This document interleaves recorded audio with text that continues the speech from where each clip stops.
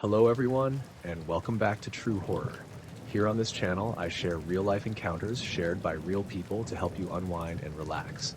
Before we dive in, I would love to hear from you. Leave a comment and let me know where you're tuning in from. Now, find a comfortable spot, relax, and let's begin. He kept asking about the trails the second he arrived. I remember because it wasn't small talk. It was the first thing out of his mouth after, "Hi." My name's Caleb Turner. I own a small Airbnb cabin on 5 acres outside of Asheville. It's rural, but not completely isolated. There's one house to the east, my neighbor Roy, and then woods that stretch for miles behind us. There are old logging paths back there, but they're not public trails. Most of the land is privately owned. The guest's name was Andrew Keller. Early 30s, clean cut, quiet, but very direct. I handed him the key and showed him the cabin like I always do. It was a humid July afternoon, sky heavy like it might storm later. "Are there hiking trails directly behind this property?" he asked before I'd even finished pointing out the thermostat. "There are some old paths," I said, "but they're not public. Most of that land belongs to different owners." He nodded slowly. "But people use them, right?" "Not really," I said. "We try to keep guests on the gravel drive or the main road. Neighbors don't love people wandering back there." He smiled, but it didn't reach his eyes. "Got it." Over the next 2 days, he asked again, and again. Saturday morning, I was mowing near the fence line when he walked up from the direction of the woods. I shut off the mower. "Thought you said those weren't public," he said casually. "They're not," I replied, wiping sweat off my face. "Where'd you go?" "Just explored a little." I felt a flicker of irritation. "I'd appreciate it if you didn't cross onto neighboring land. Roy especially isn't big on strangers walking through." He shrugged. "Didn't see any signs." "There are posted markers if you go far enough," I said. "Still, it's private." He stared at the tree line like he was memorizing it. That night, around 10 p.m., Roy called me. He doesn't call unless something's wrong. "You got someone staying out there?" he asked immediately. "Yeah, why?" "I just saw a guy walking through my yard with a flashlight." My stomach dropped. "What do you mean walking through your yard?" "He came from the woods, cut straight across the back of my property." I yelled at him and he kept walking. "Did he say anything?" "Just waved like it was normal." I felt heat rise up my neck. "I'm sorry, Roy, I told him not to." "He had a backpack," Roy added, "and he was shining that light low to the ground, like he was looking for something." That detail made my chest tighten. "I'll handle it," I said. I hung up and immediately checked the exterior camera on the side of the cabin. It covers the driveway and part of the yard. At 9:42 p.m., Andrew had walked past the cabin toward the woods, backpack on, flashlight in hand. He didn't come back on camera until 11:18 p.m. When he returned, he wasn't walking casually. He was moving quickly, almost tense. I drove over to the cabin in my truck. I don't usually bother guests at night, but this felt different. The cabin lights were on when I pulled up. His car was still in the gravel spot. I knocked. It took almost a full minute for him to open the door.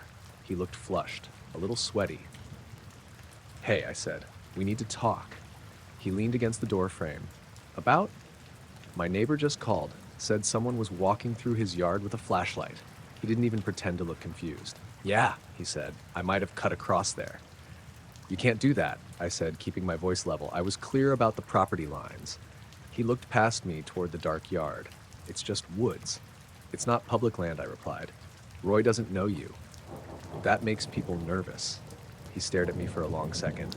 "I wasn't bothering anyone." "That's not the point." He shifted his weight. "Is this a big deal?"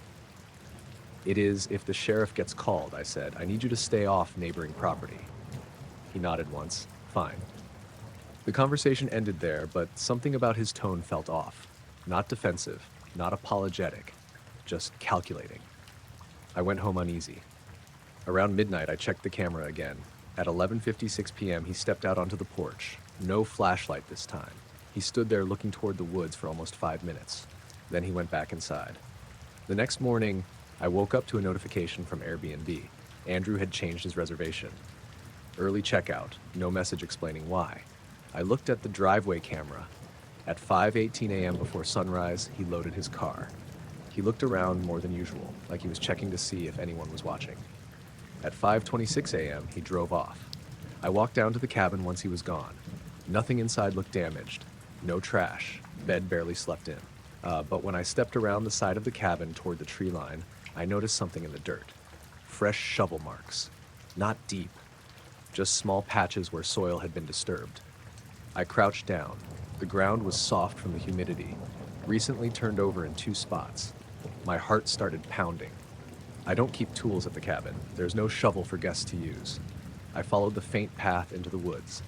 About 30 yards in, I found another disturbed patch of soil and a broken tree branch with what looked like cloth fibers caught on it. I didn't touch anything. I called Roy. "Did you see him digging or anything?" I asked. "No," he said. "Just walking." I debated calling the sheriff. Part of me felt ridiculous. Nothing was stolen. No crime that I could prove. But a man had ignored boundaries, wandered through private yards at night with a flashlight, and left before sunrise. I ended up filing a report anyway. Non-emergency line. I explained the trespassing and the disturbed ground. A deputy came out later that afternoon. He checked the spots, took photos, and said it could be anything. Someone burying trash, hiding something small, looking for something. "Did he seem off?" the deputy asked. "Yes," I said, but not in a loud way. That's the part that bothers me most. He wasn't aggressive, he wasn't openly threatening, he just kept pushing gently at boundaries, asking about trails, testing property lines, Nashette walking through someone else's yard like it was his. Airbnb removed his account after I sent them the report and the camera footage. I never found out what he was doing out there.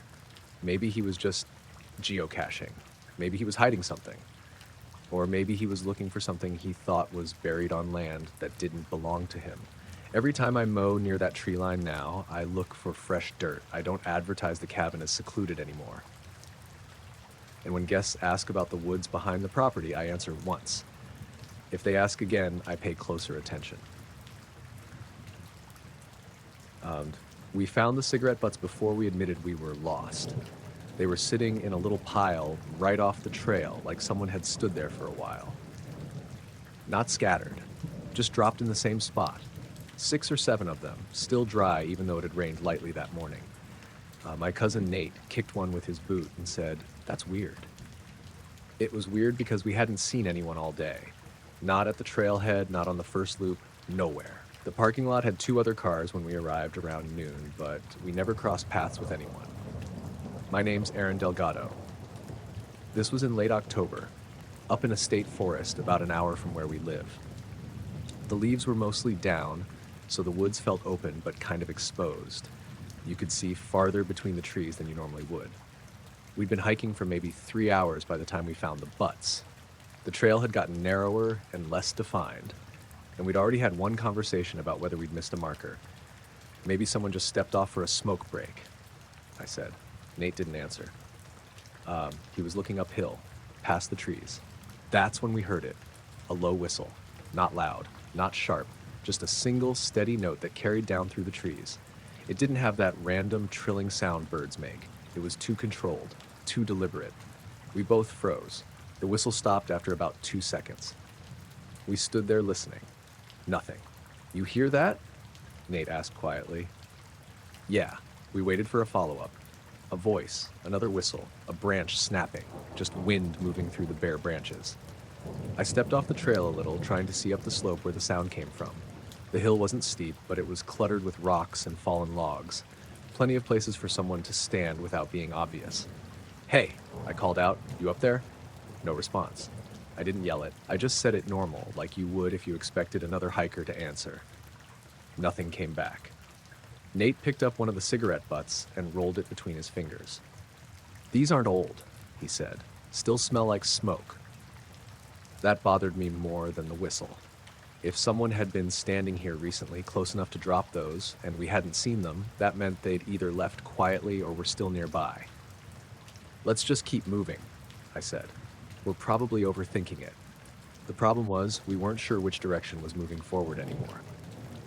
The trail we'd been following had split about 20 minutes earlier, but the fork hadn't been marked clearly. We'd picked the left path because it looked more used. Now it felt less certain.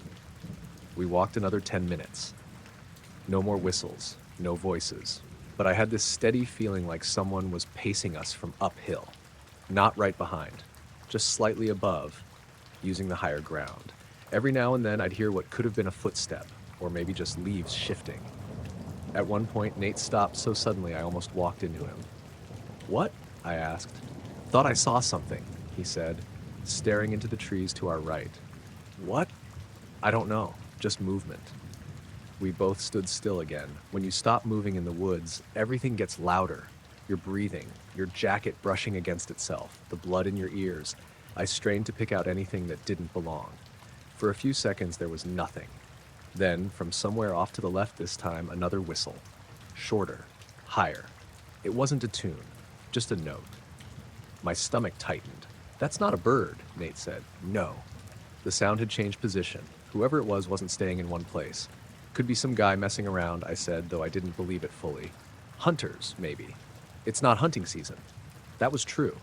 I raised my voice a little louder this time. "Hey, we're trying to get back to the main trail. You know which way that is?" The woods swallowed the words. No answer. We started walking faster. I pulled out my phone, even though I knew there was no signal. The screen showed one faint bar flickering, then nothing. The trail got thinner, then faded into what looked more like a deer path. The trees closed in tighter here. The ground was uneven. "We need to stop and actually figure out where we are," Nate said. I didn't want to stop. Stopping felt like giving whoever that was time to get closer. But he was right. Wandering blindly wasn't smart either. We stepped into a small clearing, really just a patch where fewer trees were growing, and pulled up the offline map I'd downloaded earlier. It took a second to load, but when it did, the blue dot showed we were farther east than we thought. Almost parallel to the main road, but not near the marked trail anymore. "We drifted," Nate said. "Yeah." As we stood there looking at the map, I heard it again. Not a whistle this time, a cough, low and rough, from behind us. Close enough that I didn't need to imagine it. We both turned at the same time. The trees behind us were still, but the cough had definitely come from that direction. "Okay," Nate said, voice tight now. "That's enough." He grabbed a thick branch off the ground without saying anything else. I didn't laugh or tell him he was being dramatic. I picked one up too. We didn't run. Running through woods like that is how you twist an ankle. But we moved fast and deliberate, heading west according to the map. For a while, there were no more sounds. Then I started noticing something else. Every time we angled slightly downhill, we'd hear movement uphill, like someone adjusting their position to stay above us. Not crashing through brush, just careful steps. It wasn't constant. It happened when we changed direction. Once I stopped suddenly and listened. About 5 seconds later, I heard one soft crunch behind a tree to my right. Too slow to be coincidence. "Just keep going," I said quietly. We pushed for another 15 minutes before we finally saw something that made my chest loosen a little. A wooden trail marker nailed to a tree. It had the name of the main loop on it. We weren't far off after all. As soon as we stepped onto that wider path, the feeling shifted slightly. It wasn't safer exactly, but it was more open. If someone was following us, they'd have to be more visible. We walked another half mile. No whistles, no cough, no footsteps. The parking lot came into view through the trees, and I almost felt stupid for how tense I'd been. Until I saw it. There was a truck parked next to Nate's car that hadn't been there earlier. Old, dark green pickup. Mud splattered along the sides. The windows were tinted. I slowed down. "Was that there before?" Nate asked. "No." We approached our cars carefully, scanning the tree line again. No one stepped out from behind the truck. No doors opened. We got to Nate's car first. I looked into the pickup as I passed it. Empty. Keys weren't in the ignition. No one in the cab. I glanced at the bed of the truck. There was a folding chair in the back and a small cooler. The same kind of setup someone might use if they planned to sit somewhere for a while. Nate unlocked his car, and we both got in quickly. As he started the engine, I saw movement in the rearview mirror. Up at the edge of the woods, about 30 yards back. A person standing between two trees. Too far to see clearly. Just a shape. They weren't waving. They weren't approaching. Just standing there, watching. "Do you see that?" I asked. "Yeah." Neither of us got out. We didn't honk, didn't shout. Nate pulled out of the lot slowly at first, then faster once we hit the dirt road. I kept looking back through the rear window. The truck stayed. The figure didn't follow. We didn't stop until we reached the main highway. Later that evening, I called the park office and reported it, gave them the truck description, told them about the whistles and the coughing. They said they'd make a note of it. They didn't sound shocked. That's the part that stuck with me. Like, this kind of thing wasn't unusual. I still hike, but I don't go that deep without more people now. And if I ever hear a whistle that doesn't sound like a bird again, I'm not sticking around long enough to figure out who made it. I saw the first blaze mark about 20 minutes after I left the main trail. It was bright orange, cut clean into the bark of a pine tree at about shoulder height. Not old, not faded. The wood underneath still looked fresh and pale. I stopped and stared at it because it didn't make sense. I downloaded the trail map for that section of forest before heading out. There were no marked side trails where I was, just open land and a few unofficial deer paths. I was out there alone, mushroom hunting. Early fall, cool but dry, leaves just starting to turn. My name's Caleb Turner, and I've been hiking since I was a kid. I'm not reckless about it. I stick to daylight hours, bring a GPS, mark my truck location before I leave. That blaze mark wasn't on any map. At first, I figured maybe it was forestry work, but usually those are either numbered or done in a pattern that makes sense. This was just one single mark. I stood there debating whether to ignore it. Then I noticed another one maybe 30 yards ahead, faintly visible between the trees. Same bright orange, same height. That got my attention. 2 marks lined up usually means a trail, so I walked toward the second one. The ground between them wasn't worn down like a regular path. No obvious foot traffic, just leaves and pine needles. When I reached the second tree, I turned slowly and scanned the area. I didn't hear anything except wind and the occasional bird. I checked my phone. Still had service, barely. I told myself I'd follow it for 5 minutes just to see where it went. If it looked sketchy, I'd turn back.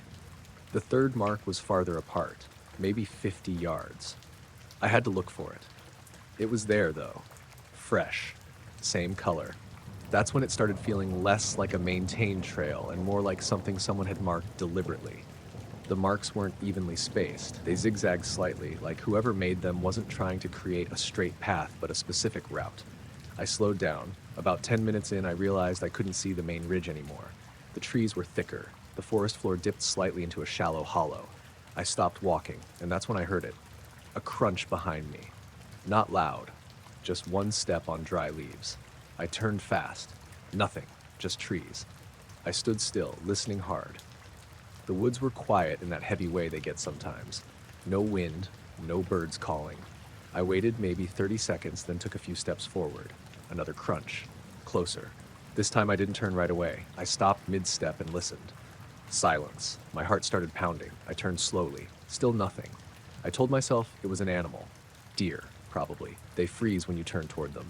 But the timing didn't feel random. I walked again, slower. 2 steps. Crunch. Behind me, not exactly matching my rhythm, but close enough to notice. I turned again, quicker this time, scanning low to the ground in case it was a deer or even a coyote. Nothing moved. No tail flick, no shifting shadow, just trees. That's when I stopped looking for the next blaze mark. I didn't care where they led anymore. I pulled out my phone and opened the compass app. My truck was roughly northwest, the marked trail was northeast. I could cut back toward it without following these marks any deeper. I started walking diagonally away from the direction the blazes were leading. After about 30 seconds, I heard it again. Crunch, this time directly behind me. Not off to the side, not distant, behind. I didn't turn, I just kept walking, trying to keep my pace steady. Not running, but not casual either. The footsteps adjusted, I could hear them shift in direction. That's when it clicked in my head that this wasn't just coincidence. If it were an animal, it would have bolted or veered off. It wouldn't mirror me. I cleared my throat loudly and said, "Hello?" My voice sounded small in the trees. No answer. I kept moving. After maybe a minute, I heard another sound. A low whistle. Not melodic. Not a bird call. Just 2 short notes. Close enough that I didn't have to strain to hear it. My stomach dropped. That wasn't wildlife. I stopped walking. Everything stopped with me. I turned slowly again. And this time, I thought I saw something. A figure partially behind a tree about 50 yards back. Dark jacket, hard to tell. As soon as I focused on it, it shifted slightly out of view. Not fast, just enough to be hidden. I didn't wait to confirm. I turned and walked faster, straight toward where I knew the main trail had to be. The footsteps picked up too, not running, but faster, matching my increased pace. I could feel sweat starting on my back, even though the air was cool. I thought about running, but I didn't want to trip. The ground was uneven with roots and hidden rocks. So I kept walking fast, trying to look calm, trying not to panic. After maybe 3 minutes, I saw something ahead through the trees, a small clearing. I recognized it. I'd passed it earlier near the main trail. Relief hit me so hard I almost laughed. I stepped into the clearing and turned around. Empty woods. No one stepped out behind me. No more crunching. I stood there for a full minute, listening. Nothing. Then, faintly, from deeper in the direction I'd come from, I heard one last whistle. Longer this time. I didn't respond. I walked straight to the main trail and didn't stop until I reached my truck. When I got there, I locked the doors immediately and just sat in the driver's seat with my hands on the wheel. I half expected someone to come out of the trees. No one did. On the drive home, I kept replaying it. Maybe it was a hunter. Maybe someone marking private property boundaries. But why follow me? Why not just call out? Why the whistle? The next week, I checked the online trail map forum for that forest area. Someone had posted about unauthorized markings showing up off-trail. Another person said they'd found orange blazes leading to an old hunting blind that didn't belong to the state. No one mentioned being followed. I haven't gone back to that section since. I still mushroom hunt. I still hike alone sometimes. But now if I see fresh markings that aren't on the map, I don't treat them like a curiosity. I treat them like a warning. And I don't follow. The knock came right as the sky was turning that gray-blue color before dark. I was in the living room, surrounded by half-open boxes, trying to figure out where to put my TV stand.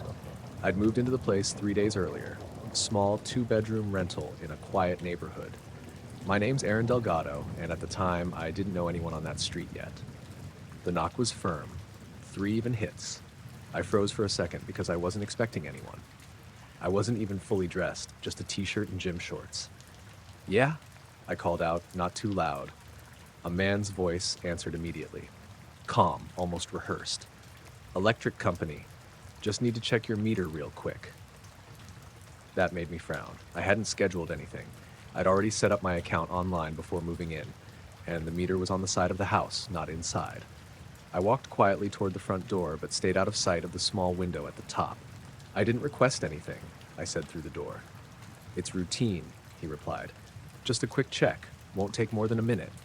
He sounded normal, not aggressive, but something felt off. It was almost 7:30 p.m. Utility workers don't usually show up at dusk without notice. "I'm good," I said. "I'll call the company in the morning." There was a pause, not the kind where someone walks away, just silence. Then he knocked again, not harder, just deliberate. "Sir, it's important we verify the connection. Shouldn't take long." I stepped onto the small bench by the door and looked through the peephole. He was standing close, too close for a normal knock. Mid-30s maybe. Dark hoodie, baseball cap, no reflective vest, no logo on the sweatshirt, no clipboard. His hands were in the front pocket, and behind him, the street was empty. No van, no marked truck, no hazard lights. That's when my stomach tightened. "I'll handle it tomorrow," I said, keeping my voice steady. He didn't answer. He just stood there. 5 seconds passed. 10. He didn't knock again, didn't turn around. He just faced the door. I stayed on the bench watching through the peephole, barely breathing. I didn't want him to hear me move. After maybe a full minute, he shifted his weight and leaned slightly to the side, like he was trying to see into the narrow window. I stepped down immediately so my shadow wouldn't show. Another long pause. Then, finally, he stepped back from the door. I watched him through the peephole as he walked down the short path to the sidewalk. He didn't pull out a phone, didn't look at a list. He just stood there at the edge of the yard for a few seconds, like he was thinking. Then, he walked left down the street. I waited another full minute before moving. Then, I went to the front window, staying low, and peeked through the blinds. He wasn't at the neighbor's door. He wasn't anywhere on the sidewalk. The street was empty again. I checked both directions. No vehicles starting up, no engine noise, just normal evening sounds. That bothered me more than anything. If he had a truck parked around the corner, I should have heard it. I locked the deadbolt again, even though it was already locked. Then I turned off the living room light. For the next hour, I tried to focus on unpacking, but every small noise made me stop. The house creaked in ways I wasn't used to yet. The refrigerator clicked on and off. Pipes shifted. Around 9 p.m., it was fully dark outside. I'd just finished assembling a bookshelf when I heard something outside the side of the house. A faint crunch, like someone stepping on gravel. I went completely still. The electric meter is mounted on the right side of the house behind a narrow fence gate. Another crunch, closer this time. My heart started pounding again. If this guy really was from the electric company, he could access the meter from outside without needing me. But why come back without knocking? I moved quietly down the hallway toward the bedroom window that faces the side yard. I didn't turn on any lights. I lifted the edge of the curtain just enough to see out. The gate was slightly ajar. I hadn't opened it since moving in. The latch hangs loose, and when it's closed, it sits flush. Now it was cracked open, maybe 4 inches. I couldn't see anyone, froze, but the gate had definitely moved. I stared at it for what felt like forever. Then, slowly, the gate shifted another inch, not swinging wide, just a small push, like someone easing it open carefully. I stepped back from the window immediately. My brain was trying to rationalize it, maybe wind, but there was barely any breeze. The trees out front weren't moving.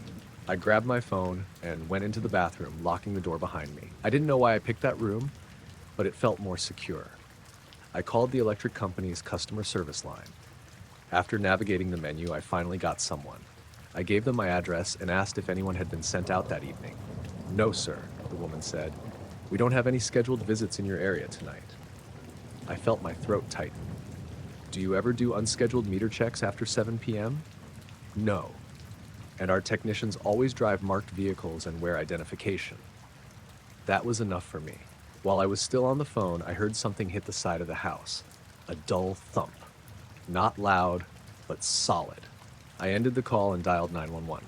I kept my voice low and told the dispatcher that someone had come to my door pretending to be from the electric company and was now possibly in my side yard. She told me officers were on the way and to stay inside. I stayed in the bathroom for maybe 4 minutes. Every sound felt amplified. I kept imagining the doorknob turning. Then I heard sirens in the distance. By the time patrol cars pulled up, the yard was empty. The officers checked the side of the house with flashlights. The gate was open about a foot now. In the gravel near the meter, they found fresh footprints, shoe prints that led from the gate to the wall, then back out again. One of the officers asked if anything was damaged. The meter box had faint scratch marks around the edge, like someone had tried to pry it open but stopped. He said sometimes people tamper with meters to cut power before breaking in. Makes it easier in the dark. That idea made my legs feel weak. If I had opened the door earlier, I don't know what would have happened. Maybe he would have walked around the side anyway. Maybe he was just testing whether I was home. The police canvassed the block, but didn't find anyone matching the description. Before they left, one officer told me something that stuck with me. 5 minutes is a long time to stand at someone's door when they don't answer, he said. That's not utility behavior. I installed cameras the next day. Front door, driveway, side yard. Nothing like that has happened again. But sometimes, when I come home at dusk and the porch light clicks on automatically, I think about how he stood there without moving, not knocking aggressively, not yelling, just waiting, like he was hoping I'd get uncomfortable enough to open the door myself. He let himself in the first time while I was in the shower. I heard the basement door open upstairs, then slow footsteps on the stairs that led down to my unit. I froze, shampoo still in my hair, trying to figure out if I'd imagined it. Then I heard him clear his throat. "Just checking the water heater," he called out. Like that explained why he was inside my apartment without knocking. My name's Caleb Marino. I moved to Pine Hollow for college. It's one of those towns that technically has a university, but everything else feels 30 years behind. 2 stoplights, 1 grocery store, and a lot of people who've known each other forever. I rented a basement apartment under this older couple's house. The landlord, Dennis, was probably mid-60s, retired mechanic. He seemed normal when I met him, friendly. Talked about how quiet the place was and how students liked it because it was safe. The water heater was in a little storage closet inside my unit. He'd mentioned that when I signed the lease, but he said he'd always give notice before coming down. He didn't that day. I shut the shower off and wrapped a towel around myself, heart pounding, and cracked the bathroom door. He was standing in the middle of my living room, looking toward the hallway. Not at the closet, not at the heater, just looking. "Oh," he said when he saw me. "Didn't know you were home." I stared at him. "My car's outside." He smiled like I'd made a joke. Didn't notice. That was the first lie I caught, because later he made it clear he absolutely noticed my car. After that, he started coming by at random times, always for something small. Just checking the pilot light, making sure the sump pump's good. Quick look at the breaker box. Sometimes he'd knock, sometimes he wouldn't. One afternoon, I came home from class and found the basement light on. I always turned it off. Nothing looked obviously moved, but the air felt different, like someone had been standing there recently. That night, around 9 p.m., he knocked. I opened the door but didn't invite him in. "Everything okay?" he asked. "Yeah." "Your car wasn't here earlier?" I shrugged. "I had class." "What time you get back?" The question felt casual, but it stuck with me. "Like 5, I said. He nodded slowly. "I keep an eye on things around here, but make sure no one's messing with tenant stuff." I forced a smile. "Appreciate it." After that, he started commenting more specifically. "Out late last night. I saw you leave early this morning. Thought you worked on Tuesdays. Car was gone." It stopped feeling like small talk. I started parking on the street instead of the driveway just to see what he'd say. The next day, he knocked again. "You forget how to use a driveway?" he asked, laughing. "I just felt like parking up there." He leaned against the doorframe like he wasn't going anywhere. "Street's not as safe," he said. "Harder to see from the house." That's when it clicked. He wasn't just noticing my car. He was watching for it. One Friday, I drove to the next town over to hang out with some classmates. I didn't get back until almost midnight. As I pulled onto the street, I saw a light flip off upstairs. Not the porch light, a side window. I told myself it was coincidence. When I got out of the car, the upstairs door opened. Dennis stepped out onto the porch in sweatpants. "Everything okay?" he called. "Yeah," I said, trying to sound normal. "Late night, just studying." He nodded. "Saw you weren't home, thought maybe something happened." At midnight. He'd noticed my car was gone at midnight. After that, I started keeping notes. Times I left, times I came back. When he showed up, there was a pattern. If I was gone longer than 3 hours during the day, he'd check the water heater within 24 hours. If I came home past 10 p.m., he'd appear on the porch. If my car wasn't there by 8 a.m., he'd text me. "Everything all right?" I never gave him my number. It was on the lease paperwork. One Sunday afternoon, I tested something. I left my car in the driveway but walked to campus instead. It was about a mile. I stayed at the library for 4 hours. When I got back, the basement door was unlocked. I know I locked it. I always checked twice. Inside, nothing looked stolen. Nothing broken, but my desk chair was slightly pulled out, angled toward the hallway. I hadn't left it that way. My closet door was cracked open, and the water heater closet door, the one he always used as an excuse, was wide open. I felt this slow wave of heat in my chest. Not panic, just the realization that someone had been in there, moving around. I went upstairs and knocked hard. His wife answered. "Hi, Mrs. Keller," I said. "Was Dennis in my apartment today?" She looked confused. "He's been here all afternoon, watching the game." I nodded slowly. "Okay." She smiled politely and closed the door. That night, I barely slept. Every sound from upstairs, footsteps, pipes, the TV, felt amplified. Around 2 a.m., I heard something I couldn't explain away. A faint click, like someone testing a doorknob. My bedroom door was shut. I hadn't locked it because it didn't have a lock. I held my breath. There it was again. A slow, careful turn of the handle. It didn't open, but someone was trying. I grabbed my phone and hit record, even though I don't know why. Maybe just to prove to myself it was real. The handle turned one more time, then stopped. Footsteps moved back down the hall. The next morning, I checked the front door. The deadbolt was still locked, but there was a thin scratch mark near the latch. Fresh. Metal exposed. I didn't confront him. I didn't trust myself to stay calm. Instead, I called the campus housing office and asked about emergency relocation options. They told me to document everything and consider filing a police report if I felt unsafe. That afternoon, Dennis knocked again. "Water pressure okay?" he asked. I stayed on the other side of the door. "Yeah." "Mind if I come in real quick?"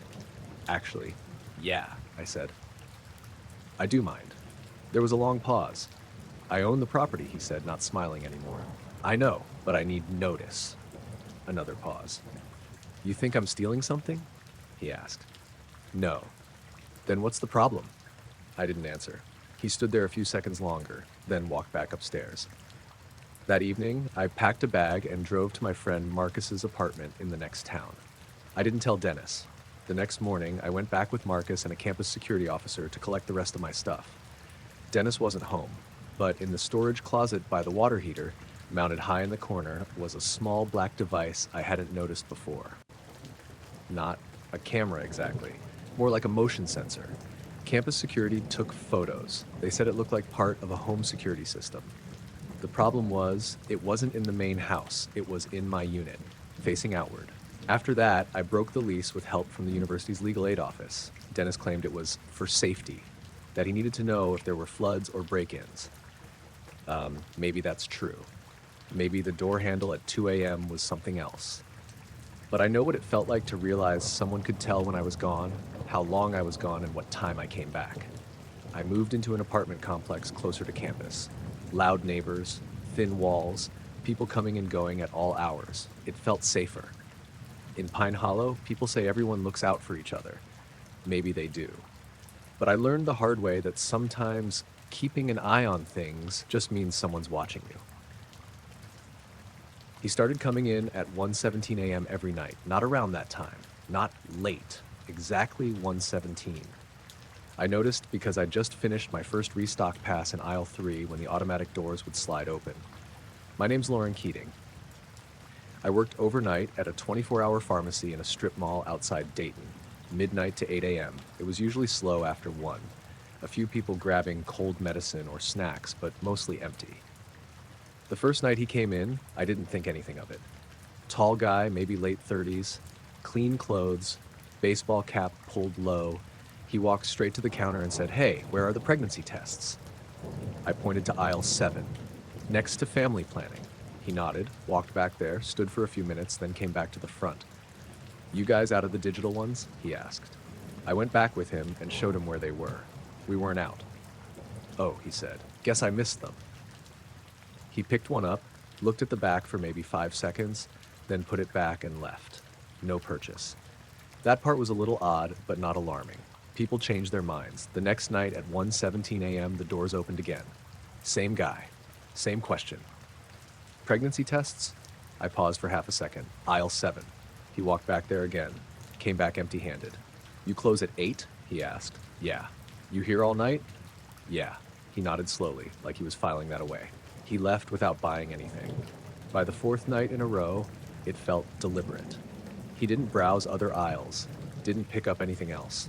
Just came in, asked about pregnancy tests, wandered for a few minutes, left. My coworker on shift with me was usually in the back filling prescriptions, so most of the time I was alone up front. On the 5th night, I decided to watch him on the security monitor. When he walked to aisle 7, he didn't look at the shelf right away. He looked down the aisle, then toward the back of the store, then toward the pharmacy counter, like he was checking who else was there. When I walked down the aisle pretending to straighten up shelves, he smiled. "Still looking," he said. "They're right there," I replied. "I know." He didn't pick one up that night, just stood there. "You ever get bored in here?" he asked. "Sometimes. Must be quiet." "It can be." He stepped closer than he needed to. "You live around here?" he asked casually. "I don't talk about that at work," I said. He raised his hand slightly, just making conversation. He left again without buying anything. I told myself maybe he was embarrassed. Maybe he kept changing his mind. Maybe he was trying to build up the nerve to buy one. But then he came in on a Saturday night when it was busier than usual. Still 1:17 a.m. He didn't even bother walking to the aisle right away. He leaned on the counter. "You got a boyfriend?" he asked. The question hit differently. "That's not appropriate," I said flatly. He smiled like I'd said something funny. Just saying, I'd hate for you to walk home alone this late. I felt my chest tighten. I don't walk, I said. Good. He finally wandered to aisle 7 again. That night, he picked up a box, brought it to the counter. I rang it up, he paid in cash, didn't take the receipt, and left the box on the counter. Forgot that, I called out. He didn't turn around, he just kept walking. I stood there holding the box. It felt like he'd only bought it to see if I'd say something. After that, I started keeping track of his license plate. The parking lot camera caught it clearly when he pulled in. I wrote it down in a little notebook I kept under the register. On the 10th night, he changed it up.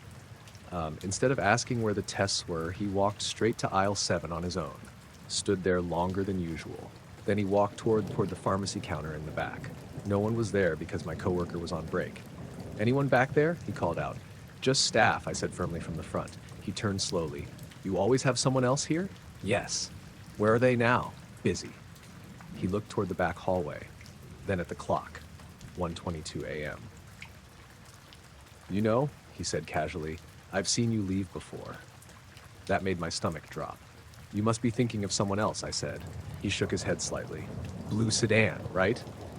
I drive a blue Corolla. I felt like the floor shifted under me. You're mistaken, I said. He smiled again. I'd hate for something to happen walking to your car. I don't walk alone, I said, even though I usually did.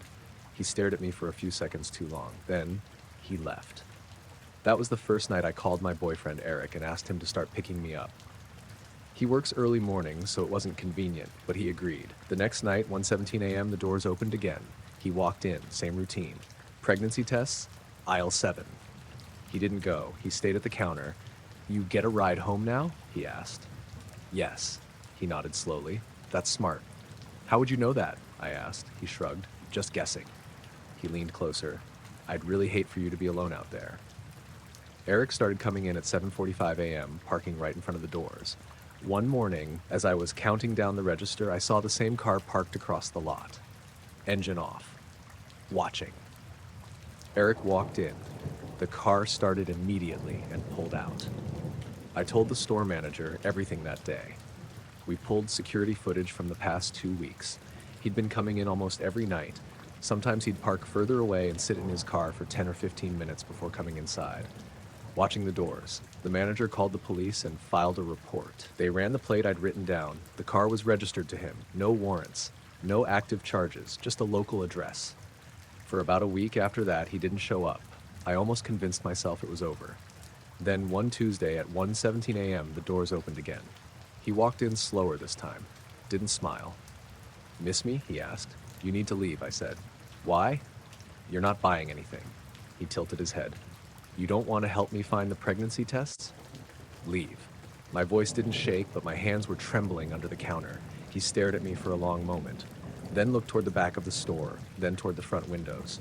Your ride's outside already? He asked. No. He nodded. See you tomorrow. He walked out, but he didn't leave the lot.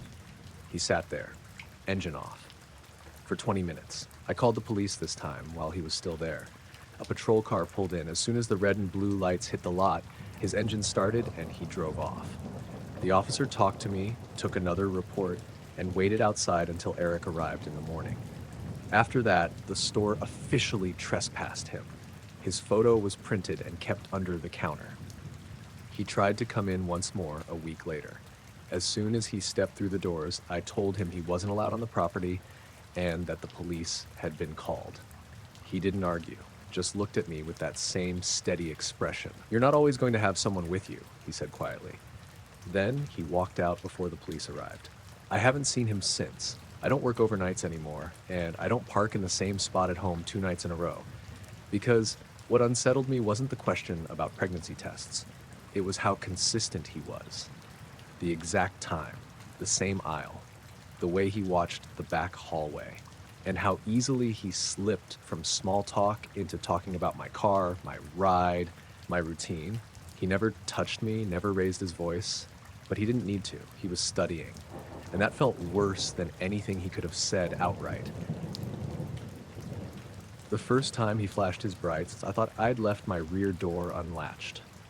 I was driving a 20-foot box truck for a moving company out of Des Moines, heading south on a 2-lane highway through Missouri.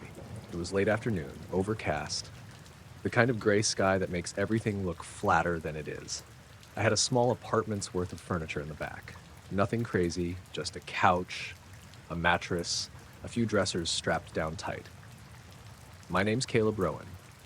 I'd been doing local and regional moves for about 3 years at that point. I'm not a long-haul trucker, but I'm used to big vehicles, blind spots, and people signaling when something's wrong. So when the semi behind me flashed his brights twice, I immediately checked my mirrors. My roll-up door looked closed. Straps had been solid when I last checked them. He flashed them again, longer this time. I eased off the gas slightly and tapped my brakes to see if he'd pass. He didn't. He stayed back about 3 car lengths and flashed again. I checked my dash. No warning lights. Maybe something was dragging underneath, or maybe one of the ratchet straps had worked loose and was flapping out the back. We were about 10 miles from the next town. No shoulder to speak of, just narrow gravel and a ditch. He flashed again. That's when I decided to pull over. I waited until I saw a wider gravel turnout near an old farm entrance. Slowed down. Signaled. Pulled off as far as I safely could. The semi slowed behind me and pulled over too. He stopped about 15 feet back, perfectly aligned behind my box truck. Engine idling, hazard lights on.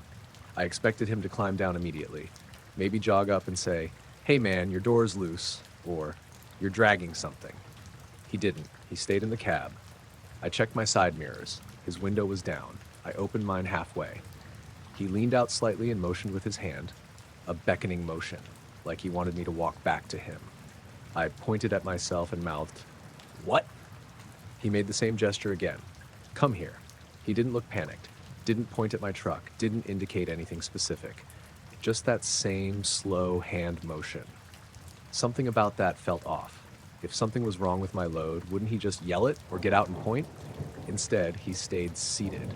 I cracked my door open and stepped down onto the gravel, but I didn't close it fully behind me. The air smelled like wet dirt and diesel. No other cars in sight. He leaned out again and made the gesture, more insistent this time. "Come back here," he shouted. "What's wrong?" I called out. "Just come here," he replied. That wasn't an answer. I took 2 steps toward the back of my truck and glanced up at the cargo door. It looked fine. I walked to the rear corner and did a quick visual check. Door latched. Nothing hanging, no loose straps visible from the outside. I looked back at him. He was still in the cab, one hand on the wheel, the other hanging out the window. "Your load's not right, Light," he yelled. "What's wrong with it?" "What's wrong with it?" I asked. "Just come back here and I'll show you." That's when my stomach tightened. If he could see something wrong, he could tell me what it was. He wasn't pointing at anything specific, just insisting I walk toward him. I stayed near the back of my truck and not closing the distance. "What's wrong with it?" I repeated. He sighed loudly like I was being difficult. "Man, I'm trying to help you. Just come here." The way he said it didn't sound helpful. It sounded irritated. I took a step backward toward my driver's door instead of forward toward him. He noticed. "You gonna ignore me?" he called out. "No," I said. "Just tell me what's wrong." He leaned farther out the window. "Your strap's hanging. It's gonna snap." I looked again at the back. I didn't see anything hanging. "Which side?" I asked. He didn't answer that. Instead, he revved his engine slightly. Not aggressively, but enough to fill the quiet. "Just walk back here," he said again. There was something in his tone now. Not urgency, not concern, expectation. Like he was used to people doing what he said. I felt exposed standing there between the ditch and the highway. No houses nearby, no traffic. Just his semi idling behind me. I made a decision. "All right," I called out. "Let me grab something." I walked quickly back to my cab, climbed in, and shut the door. He leaned out farther, watching. Instead of grabbing anything, I turned the key. My engine roared to life. I put it in gear immediately. He didn't move at first. He just stared at me through his windshield. I pulled forward slowly, re-entering the highway. He hesitated for a second. Then he merged behind me again. That's when my heart started pounding. He didn't flash his brights anymore. He just followed. Closer this time. Close enough that I couldn't see the bottom of his grille in my mirror. I sped up to 60. He matched it. I slowed to 50. He slowed. I checked the next town on my GPS. 5 miles ahead, small gas station with a big lot according to the map. I stayed steady, not making sudden moves. He stayed glued behind me. No flashing lights, no honking, just there. As the town came into view, I signaled early and turned into the gas station lot. It was bigger than I expected. Several cars, a couple of pickups. I drove straight toward the building and parked under the brightest lights. He slowed on the highway. For a second, I thought he was going to turn in. Instead, he drove past. Didn't even tap his brakes, just kept going. I sat in my truck for a full minute, watching the road. He didn't circle back. Didn't pull into the lot from the other side. He was just gone. I got out and checked the back, again thoroughly. Opened the roll-up door a few inches. Everything was exactly how I'd left it. No loose straps, no dragging lines, nothing wrong. I went inside and told the clerk what happened. He shrugged and said sometimes drivers mess with box trucks for fun if they think you're inexperienced. Maybe that's true. Maybe he was just bored and trying to see if I'd do what he said. But there's a difference between warning someone about a loose strap and insisting they walk toward your cab on an empty stretch of highway. Now, if someone flashes me like that, I'll pull over again, but only somewhere busy. And if they can't tell me what's wrong from their window, I'm not walking back to find out. He parked less than 30 feet from me, in a clearing that could have fit 10 trucks.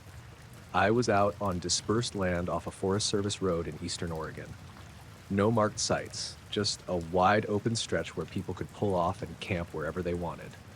It was late August, dry and warm during the day, but cooling off fast after sunset. My name's Ryan Calder. I was 34 at the time. I'd gotten off work early on a Friday and decided to drive out solo for a quiet overnight. I'd been to that general area before. Usually, if you see another camper, they park at least 100 yards away. There's no reason not to. I'd been set up for maybe 40 minutes. Tent pitched, camp chair out, small fire started. Then I heard an engine. A white SUV came slowly down the dirt road and turned into the clearing. I figured he'd pass me and keep going deeper in. He didn't. He pulled in and stopped directly across from my tent, maybe 25 feet away. I watched from my chair, confused. He shut off the engine and sat there for a minute. Then he got out, mid-40s maybe. Shaved head, thin frame, camo cargo pants, black t-shirt. He gave me a nod. Evening. Hey, I replied. He looked around the clearing like he was evaluating it. Then he started unloading gear. Right there. Not farther out, not behind the trees, just right across from me. There were at least 3 other obvious flat spots he could have chosen. I told myself maybe he didn't want to drive farther in. Still, it felt intentional. He set up a small tent and unfolded a camping chair. No fire, just sat down facing in my direction. I tried to ignore it and went back to poking at my fire. After about 10 minutes, he stood up and walked over. "You been out here long?" he asked. "Got here about an hour ago," I said. He nodded slowly. "Staying the weekend?" "Just tonight." He smiled slightly. "That's it?" He looked at my car. "You alone?" "Yeah." He paused. "Anyone know you're out here?" he asked. The question landed wrong. "Yeah," I said immediately. "My sister's got my location." That was a lie, but I said it without hesitation. He nodded again, like he was processing that. "What time you heading out tomorrow?" he asked. "Early." "How early?" I shrugged. "Depends." He held eye contact a little too long. "Cool," he said finally. "Just curious. Don't see many people out here." That wasn't true. This was a popular, dispersed area. He walked back to his site. I sat there staring at the fire, replaying the conversation. It wasn't what he asked, it was how specific he got. Staying how long? Leaving when? "Anyone know you're here?" I tried to shake it off. As the sun went down, the clearing got quiet. No wind. Just that dry, dusty silence you get in open forest land. Around 8 p.m., I heard him moving around again. It was just not gathering wood, not cooking, just pacing. I could see his silhouette walking back and forth between his tent and the edge of the clearing. At one point, he walked toward my car and stopped about 10 feet from it. "You mind if I check something?" he called out. "Check what?" I asked. "Just seeing what kind of tires those are." I blinked at him. "They're just stock tires." He laughed lightly. Yeah, just curious." He didn't actually get close enough to look at them. He just stood there for a second, then turned around. By 10 p.m., I decided to call it a night. I put out the fire, zipped up my tent, and lay down. I left my keys inside the tent within reach. For about an hour, it was quiet. Then I heard footsteps, not on the main dirt road. In the clearing. Slow, measured, back and forth. Crunch, pause, crunch. I sat up in my sleeping bag and listened. The footsteps stopped near my car. I held my breath, then they moved again, back closer to my tent this time. Not right up against it, but close enough that I could hear the dirt shifting under his boots. He wasn't talking, wasn't coughing, just walking, back and forth like he was thinking. After about 5 minutes of that, I whispered, "You good?" The footsteps stopped immediately. Silence. Then his voice, from somewhere in the dark. "Yeah, just stretching my legs." "At midnight?" I asked. He didn't answer that. The footsteps moved away toward his tent. I lay back down, but I didn't close my eyes. 10 minutes later, I heard it again. Crunch. Pause. Crunch, this time slower. He walked from his tent toward mine, stopped, walked back, stopped. I realized he was keeping the same distance each time, not approaching fully, just staying near the edge. Testing. I grabbed my phone and quietly turned on the screen. 12:47 a.m. I thought about the questions he'd asked earlier. Who knows you're here? When are you leaving? That wasn't small talk. That was information gathering. I listened for another 5 minutes. Then I heard something that made my decision. A slow exhale. Close. Too close. Like he'd stepped nearer to the tent and was just standing there, not touching it, just waiting. I didn't say anything this time. I reached slowly for my keys. The footsteps shifted slightly, like he'd heard movement inside. That was it for me. I hit the panic button. The car alarm exploded into the clearing, lights flashing, horn blaring. I unzipped the tent immediately and stepped out. He was standing about 15 feet away, frozen. "Can I help you?" I shouted over the alarm. He blinked, almost annoyed. "Relax," he said. "I was just seeing if you were awake." "Why?" I asked. He didn't answer. Instead, he turned and walked back toward his tent. I kept the alarm going for a few more seconds, then shut it off. My hands were shaking. I didn't wait. I threw my sleeping bag into the back seat, yanked tent stakes out as fast as I could, and shoved everything into the car. He stood by his tent watching me pack. Not helping, not approaching, just watching. "You don't have to leave," he said calmly. I wasn't doing anything. I didn't respond. I got in the driver's seat and locked the doors. As I started the engine, he took a step forward. I backed up immediately and turned toward the dirt road. In my rearview mirror, I saw him still standing there, arms at his sides. He didn't wave. He didn't move. I drove out of there at 2:08 a.m., didn't stop until I hit the main highway. Nothing chased me. No headlights appeared behind me. Maybe he really was harmless. Maybe he just had no sense of boundaries, but the way he paced, the way he asked about who knew I was there, and the way he stood near my tent without saying anything. It felt like he was waiting for the moment I stopped reacting. Waiting for the moment I fell asleep for real. Now, when I camp dispersed, if someone parks too close in a wide open space, I don't assume coincidence. I assume I'm being sized up. I posted the photo around 6:45 p.m. It was just a quick picture of the overlook from my campsite. A wide shot of the valley below, sunset hitting the hills just right. I added a simple caption, "Finally made it out here." Didn't tag the exact location, but anyone familiar with the area could probably recognize it. My name's Cameron Holt. I was 29 at the time. I'd driven about 2 hours out to a state forest campground that sits near a cliffside trail. It wasn't remote exactly, but it wasn't crowded either. Late September. Warm afternoon, chilly evening. I'd picked a site that backed up against trees with a clear view toward the valley. When I posted the photo, I didn't think twice about it. I had maybe 600 followers, friends, coworkers, random acquaintances, nothing major. I made dinner, watched the light fade, and zipped up my tent around 9 p.m. About 15 minutes later, my phone buzzed. I assumed it was a like or a comment. It was a direct message from someone I didn't recognize. No profile photo, private account. Username was a random mix of letters and numbers. The message read, "I think I just walked past your tent." I stared at it. At first, I actually laughed. It felt like a weird coincidence or someone messing around. I replied, "Haha, good one." 3 dots appeared almost immediately. Then another message, blue tent, black SUV. You're at the far end near the trees. My stomach dropped. That was accurate. There were maybe 8 campsites in the loop, only 3 occupied. Mine was the farthest from the entrance. I didn't respond right away. Instead, I unzipped the tent slowly and looked out. The campground road was dark but visible in the moonlight. No one walking by. No headlights. I zipped it back up and typed, "Who is this?" The typing bubble appeared. Then, just saying hi. That was it. No emoji, no explanation. I checked the profile, 0 posts, 0 followers, following 1 account. Mine. I hadn't gotten a follow notification earlier. I scrolled through my recent story views. The username wasn't there. That meant they weren't watching my story. They'd seen the post, which meant they were somewhere with cell service. The campground had spotty reception, but I'd had enough to post the photo. I typed, "Where are you?" No response. I waited. Nothing. I tried to tell myself it was someone from another campsite trying to mess with me. But how would they know which tent was mine? Unless they'd been paying attention earlier.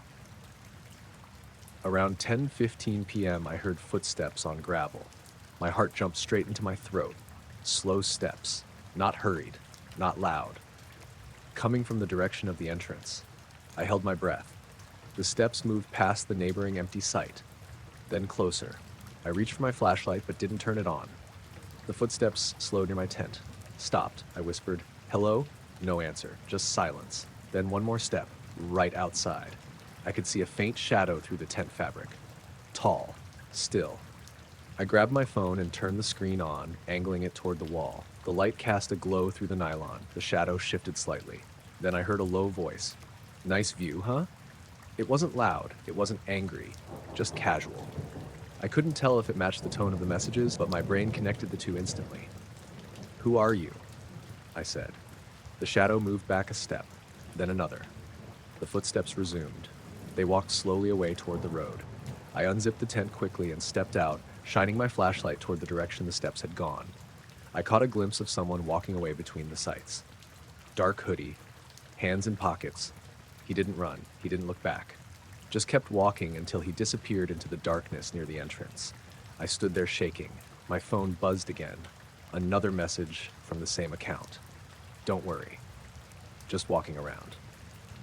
I didn't respond. I locked my car remotely just to hear the confirmation beep.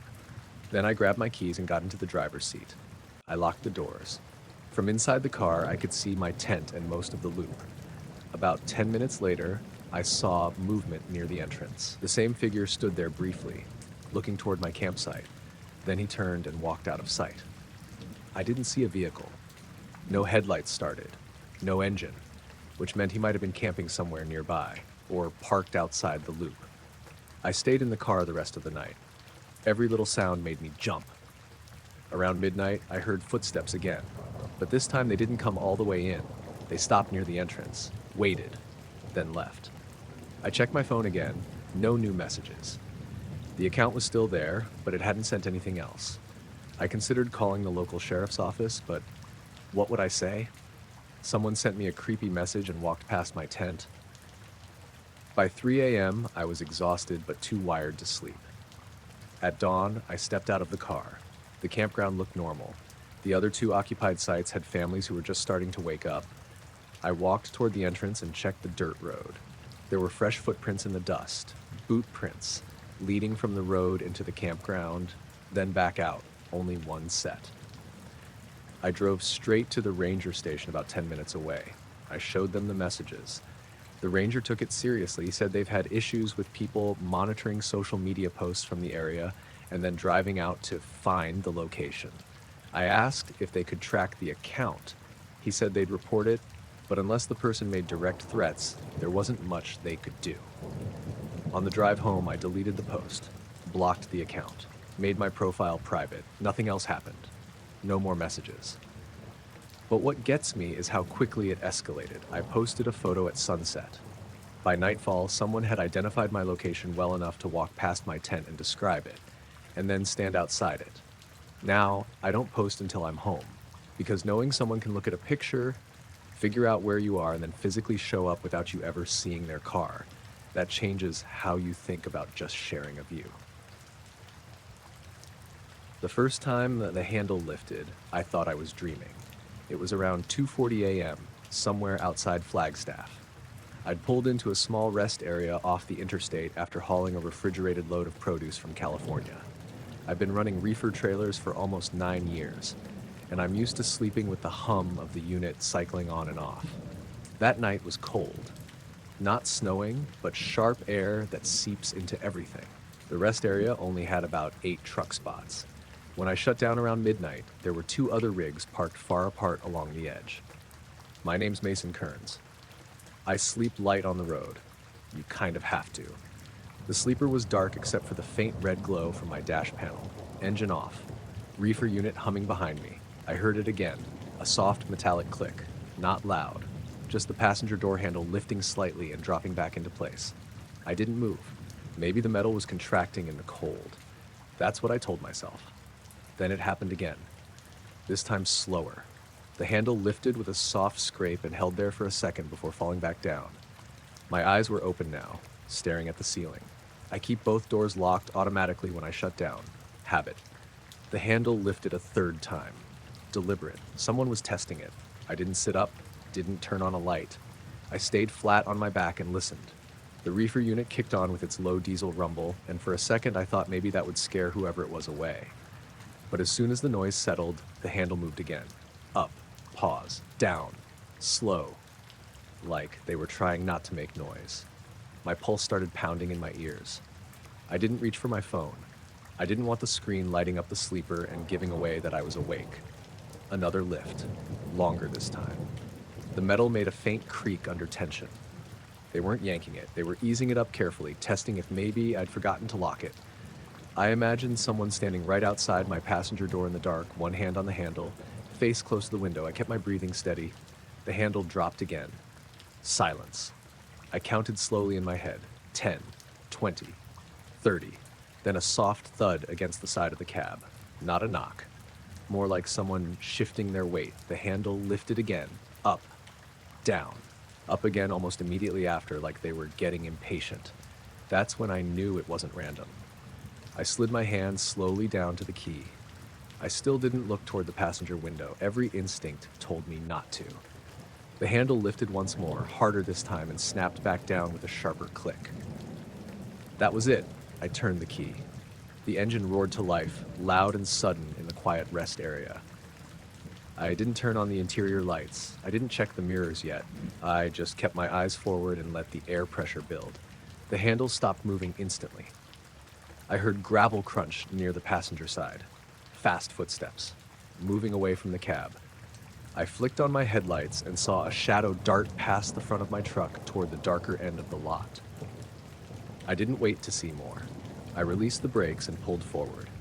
As I rolled out of the spot, I finally glanced in the passenger mirror. I caught a quick glimpse of someone in a dark hoodie moving between the parked rigs about 50 yards away. Could have been a guy from one of the other trucks. Could have been someone who walked in from the highway shoulder. I didn't care. I drove straight to the exit without stopping. As I passed the other 2 trucks that had been parked there earlier, I noticed one of the spots was empty. The other rig still sat with its curtains drawn. No movement. No sign anyone else was awake. Once I hit the interstate, I merged without hesitation and kept going. I didn't stop again for almost 2 hours. Pulled into a large, well-lit truck stop near Winslow around 4:45 a.m., where there were cameras everywhere and dozens of drivers already up and moving. I parked near the front under the brightest lights I could find. When I stepped down from the cab, I walked around to the passenger side and checked the handle. There were faint smudges on the chrome. Hard to say if they were new or just dirt from the road, but seeing them made my stomach tighten. I went inside and told the clerk what happened. She nodded like she'd heard versions of it before. People try doors, she said simply, looking for easy access. That phrase stuck with me, easy access. I called Highway Patrol and reported it. Gave them the location of the rest area. They said they'd send someone to check it out. But unless there was damage or a clear attempt to break in, there wasn't much they could do. Technically, no crime had happened, just someone lifting a handle. I thought about how quiet it was, how patient. Whoever it was didn't bang on the door, didn't shout, they just kept trying slowly, hoping maybe I'd forgotten, hoping maybe I was asleep enough not to notice. What bothered me most was that they didn't run immediately when the handle didn't open. They stayed there, testing it over and over, seeing how far they could push it.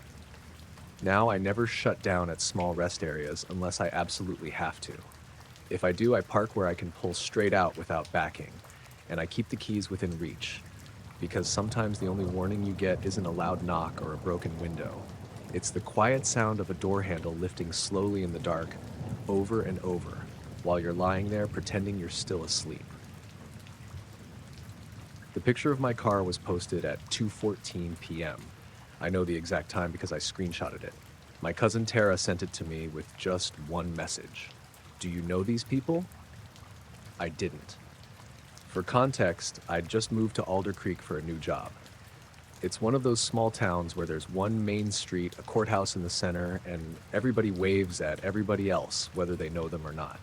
Population around 2,000. I'd been there maybe 10 days. I was renting a little duplex near downtown. Nothing fancy, just something cheap while I figured out if I liked the area.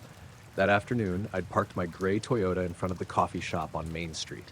I was inside for maybe 20 minutes, answering emails. When I got back to my car, nothing seemed off. 2 hours later, Tara sends me a screenshot from the town's Facebook group, Alder Creek Neighbors. The post said, "Anyone know who this car belongs to?" Haven't seen it around before.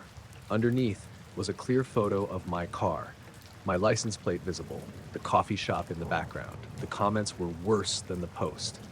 New girl that moved into the old Palmer place. Works at the clinic, I think. Out of state plates. Gray Toyota, parks on Cedar. I hadn't met most of these people. I hadn't introduced myself to anyone besides my landlord and the woman at the hardware store. Yet they were describing exactly where I lived and where I worked. One comment just said, "I'll let her know we saw it." No emojis, no explanation, just that. I felt my face get hot. It wasn't illegal to take a photo of a car on a public street. I knew that. But something about the tone of it made my stomach twist, like I'd been cataloged. I didn't respond in the group. I wasn't even a member yet. Tara told me to ignore it. Small towns are nosy, she said. That's just how they are. Maybe. That night, around 9:30, I stepped outside to grab something from my car. It had started drizzling. The street was quiet. As I walked up to the windshield, I saw something tucked under the wiper blade. A small folded piece of paper. My heart did this weird drop. I pulled it out. It was just one word written in thick black marker. Welcome. That was it. No name, no smiley face, no explanation. Just welcome. I stood there in the light rain for a second, looking up and down the street. 2 houses had porch lights on. One truck was parked across from my duplex. No one visible. I went back inside and locked the door. I told myself it was probably meant to be friendly. Small towns welcome newcomers, but the timing bothered me. Photo posted at 2:14. Note under my wiper that night, and the comment that said, "I'll let her know we saw it." The next morning, I joined the Facebook group. I wanted to see what kind of place I'd moved into. Most posts were normal. Lost dogs, church bake sales, complaints about potholes, but every now and then there'd be a post like, "Unknown truck parked near Elm Street, anyone recognize it?" Or, "White SUV driving slowly by the elementary school, just keeping an eye out." The tone wasn't aggressive. It was framed as community awareness. But it felt like constant surveillance. A week later, I drove to the grocery store on the edge of town, the only one within 15 miles. As I walked in, the cashier, a woman maybe in her 50s, smiled at me. "You're the one on Cedar, right?" she asked casually. I froze for half a second. "Yeah. Nice little place. The Palmers kept it up real good." I hadn't told anyone my address. I paid for my groceries, trying to keep it normal. As I was bagging them, she added, "Saw your car in the group." I forced a laugh. "Yeah, that was interesting." She nodded. "We just like to know who's around." That line stuck with me. We just like to know who's around. After that, I started noticing things. If I parked downtown, someone would slow their car slightly as they drove past. If I went for a walk in the evening, headlights would drift by slower than normal. One afternoon, I tested something. I drove to the park and sat in my car for 15 minutes without getting out. Within 10 minutes, a pickup truck pulled into the lot and parked 2 spaces over. The driver didn't get out, just sat there. It could have been coincidence. But when I finally started my car to leave, the truck started too. It followed me out of the park. Not tailgating, just there. At the first intersection, I turned left instead of heading home. The truck turned left, I took a random right. The truck slowed but kept going straight. I watched it in my rearview mirror. It turned around at the next driveway and came back. That's when I decided I wasn't imagining things. I drove straight to the sheriff's office on Main Street. It was a small brick building with one cruiser parked outside. The truck didn't follow me into the lot. It kept driving. Inside, the deputy at the desk listened patiently. He didn't laugh. He didn't dismiss it, but he didn't seem surprised either. Folks here are protective, he said. They don't like surprises. I'm not a surprise, I said. I live here, he nodded. Takes time. I left feeling both validated and unsettled. A few nights later, around 11 p.m., I heard a car idle outside my duplex. Not unusual on its own, but it stayed there. I turned off my living room light and peeked through the blinds. A dark SUV was parked across the street. Engine running, no headlights. After about 2 minutes, it drove off slowly. The next morning, someone posted in the group, SUV seen idling on Cedar late last night. Anyone know who it was? Underneath, someone replied, probably just checking on the new place. Checking on the new place. Not checking on me. Checking on the place. Like I was an accessory to the property. I started adjusting my routines. I'd vary the times I left for work. Sometimes I'd park on a different street and walk home. The Facebook posts didn't stop. Gray Toyota parked at the diner. Gray Toyota at the post office. Each time, someone would comment something like, she's settling in, like I was a topic of discussion. The final straw happened on a Saturday afternoon. I drove 15 minutes out of town to a hiking trail.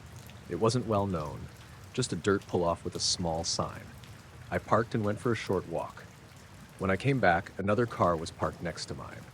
An older man was leaning against it, arms crossed. He smiled when he saw me. Nice day for it, he said. Yeah, I replied carefully. You're the one on Cedar, he added. My throat tightened. Yeah. Car gave it away, he said, nodding toward my Toyota. How'd you know I was here? He shrugged. Saw it in town heading this way. Figured I'd make sure you didn't get lost. Make sure I didn't get lost, I nodded slowly. I'm good. He didn't move aside when I opened my door. Just stood there, watching. I got in my car and locked the doors. He walked back to his vehicle only after I started the engine. He didn't follow me back to town, but when I got home, there was a new post in the group. Gray Toyota spotted at the Ridge Trail. All good. All good. Like someone had completed a status check. I stayed in Alder Creek for 3 months. Nothing violent happened. No one broke in. No one threatened me outright. But I never felt alone. I moved out quietly one weekend while most people were at a high school football game. I didn't announce it in the group. I didn't leave a forwarding address. 2 days after I left, Tara sent me another screenshot. Gray Toyota hasn't been seen lately. Anyone know if she moved? Someone replied, yeah, she didn't stick. Another said, some people don't like being part of a community. Maybe that's true, but there's a difference between community and monitoring. And I learned that in a town where everyone keeps an eye on things, you're never just passing through. You're being watched the entire time. The metal flap on my front door snapped open so hard it made me jump. I was sitting on the couch with my laptop around 8:45 p.m., halfway through some mindless show. I live alone in a small brick house on a quiet street. My name's Daniel Ruiz. I moved in about a year ago. Nothing weird had ever happened before that night. The sound wasn't a knock, it was the mailbox slot in the middle of the door. It slammed open, then I heard something slide across the hardwood. I froze. At first I thought it was just late mail, but it was almost 9. Mail comes at like 2 in the afternoon. I muted the TV and listened. Nothing. No footsteps. No car door. No engine starting. I stood up slowly and walked to the door. A single sheet of white paper was lying on the floor. No envelope. Just a plain, folded piece of printer paper. I stared at it for a second before picking it up. It wasn't heavy. No note scribbled through the page. No drawing. Nothing on either side. Completely blank. I opened the door quickly, like I might catch someone still there. The street was empty. There are only 6 houses on my block. 2 older couples, 1 family, and a house that's been for sale for months.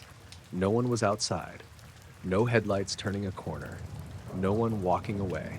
The air was still. I stepped out onto the porch and looked both ways. The sidewalk runs straight for half a block in either direction.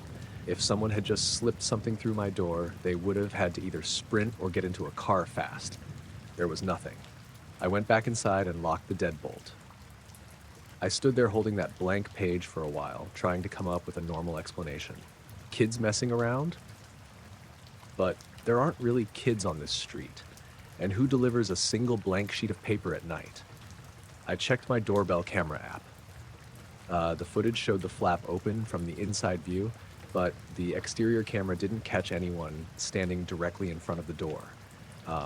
Just a quick shadow at the very bottom of the frame, like someone was crouched low or standing off to the side. It happened too fast to see clearly. I didn't sleep well that night. Every small sound made me sit up. The next day, I told myself it was probably nothing. Someone bored, someone drunk, a random thing. I went to work, came home around 6 p.m., made dinner, tried to forget it. Around 9:10 p.m., almost the exact same time as the night before, I heard it again. The metal flap snapped open. I actually yelled this time. Just a quick shout out of surprise. Another soft slide across the floor. I was already on my feet before it even finished moving. I ran to the door and pulled it open immediately. Again, nothing. But this time I heard something. A car engine turning over somewhere close. Not revving, just starting.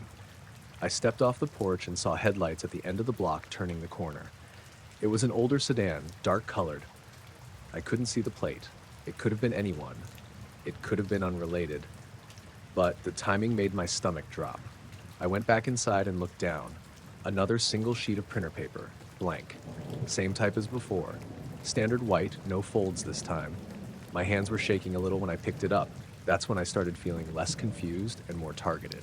Once is random.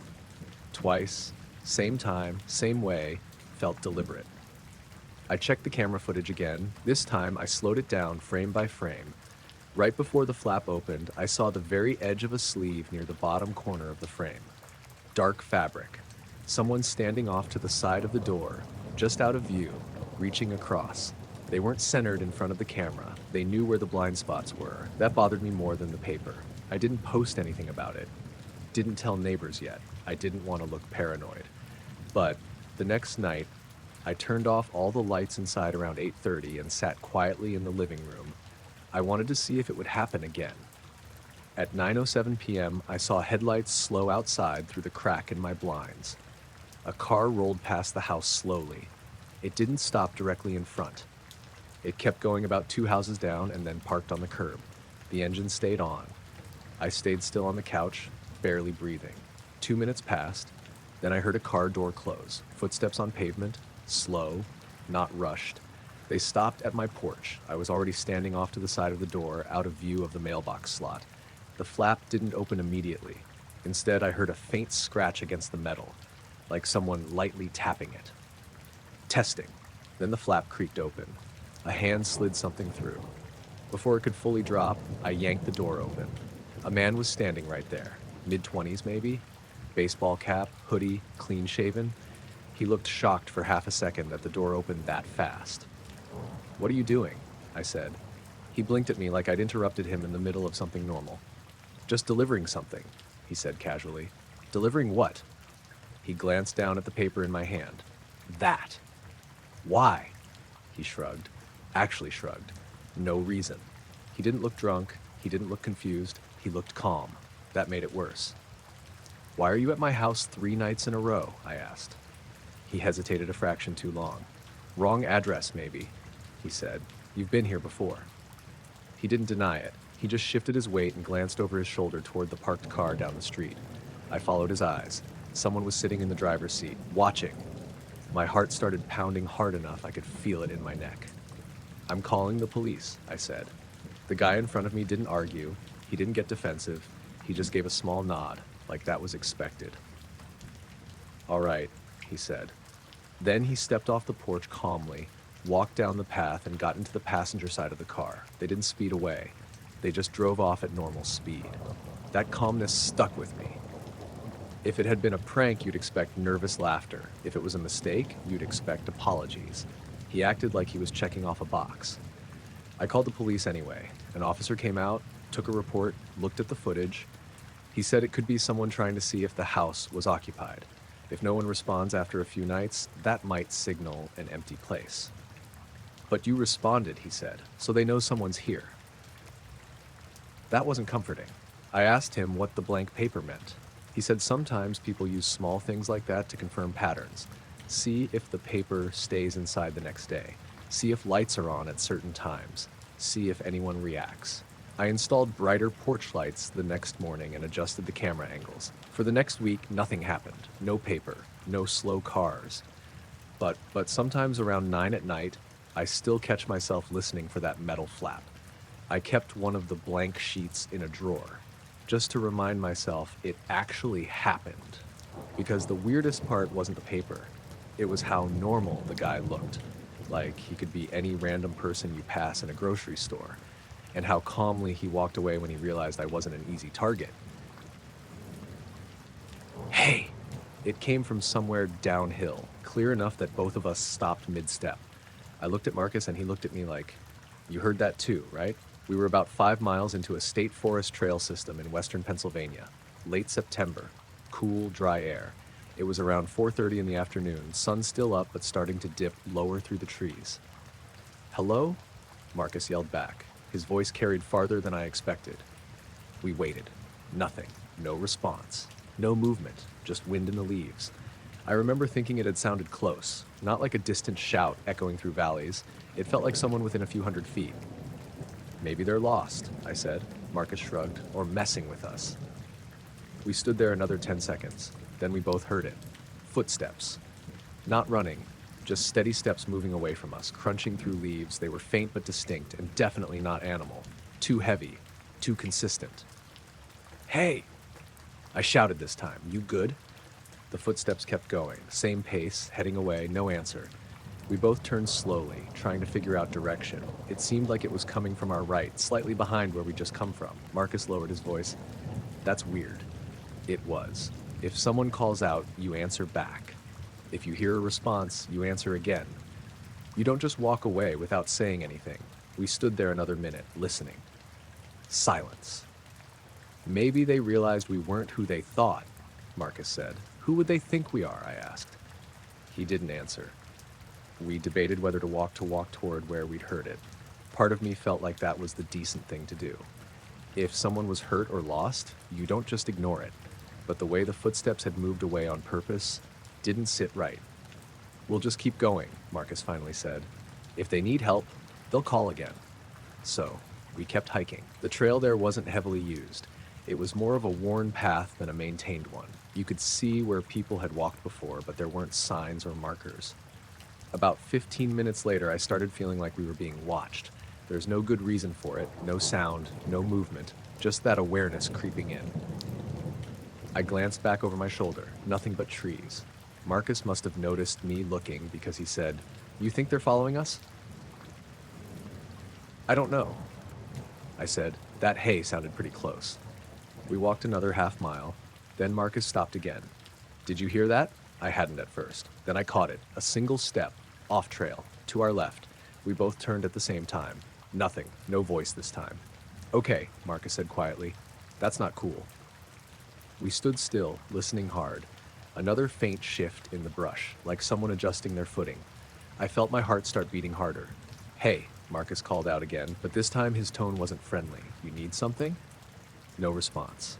And that's when I realized something. We hadn't seen another car at the trailhead when we parked. Not one. It was a Tuesday, middle of the week, not exactly peak hiking time. "Maybe they came from the other entrance," I said, trying to make it make sense.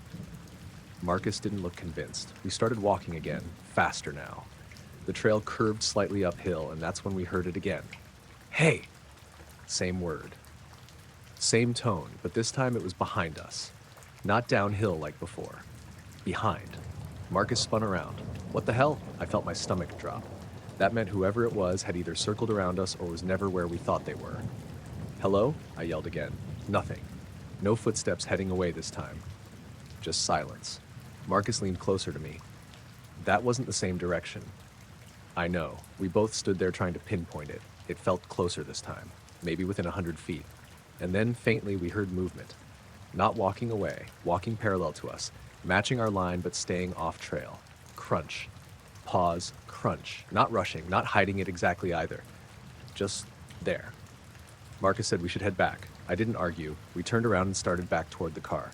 The footsteps stopped immediately, like whoever it was had paused too. We walked faster. A few seconds later, the movement started again. Off to the right now, keeping pace. I didn't say anything. I just kept moving. My mind kept trying to rationalize it. Maybe it was another hiker messing with us. Maybe someone thought it was funny to echo hey and then not respond. But the consistency of the footsteps bothered me. They adjusted when we adjusted. When we slowed to step over a fallen log, the movement slowed. When we sped up, it sped up. At one point, Marcus stopped suddenly without warning. The footsteps stopped too, instantly. That's when I got genuinely scared. Animals don't match you like that. Okay, Marcus said, louder now, more aggressive. We can hear you. If you're trying to be funny, it's not. Nothing. We stood there for maybe 30 seconds. I scanned the trees as hard as I could. There were enough trunks and brush to hide someone easily. And then we heard it again. Footsteps moving away this time. Not running, just steady steps retreating deeper into the woods. We didn't wait around to see where they went. We started moving fast, not sprinting, but close. Neither of us talked for a while. Every snap of a twig made me flinch. About 10 minutes later, we heard something else. A whistle. Low, short. Not like a bird, more like someone trying to get someone's attention without shouting. It came from somewhere ahead of us on the trail. Marcus actually grabbed my arm. That was in front, which meant either there was more than one person, or whoever it was had looped around again. I didn't think. I just stepped off the trail to the right and motioned for Marcus to follow. We cut through the trees, moving downhill at an angle, trying to break whatever pattern was happening. Branches snagged at our packs. Leaves slid under our boots. I didn't care about the trail anymore. I just wanted distance. After maybe 5 minutes of cutting through brush, we stopped to listen. Nothing. No whistle, no footsteps, just wind. We kept going another 15 minutes like that, angling toward where we knew the parking lot should be based on the sun. When we finally hit the gravel access road near the trailhead, I almost laughed from relief. Our car was still the only one there. We didn't stop to rest. We just got in and locked the doors. As Marcus started the engine, I looked back toward the tree line. For a second, I thought I saw someone standing just inside the woods. Too far to make out details, just a shape between trunks. But it wasn't moving. It could have been a stump, or it could have been someone watching us leave. We never figured out who it was. We reported it to the ranger station on the way out. The guy behind the counter listened, but didn't seem overly surprised. He said sometimes people live rough back there. Sometimes people mess with hikers. He told us to stick to marked trails. We haven't gone back to that section since. The part that gets me isn't the word hey. It's how controlled it all felt. They didn't rush us, didn't confront us. They just stayed close enough to let us know we weren't alone. And every time we changed pace or direction, they adjusted, like they were studying how we'd react. The first weird thing was the booking name. It came through for 3 nights in early October. Slow season. The name was Derek H.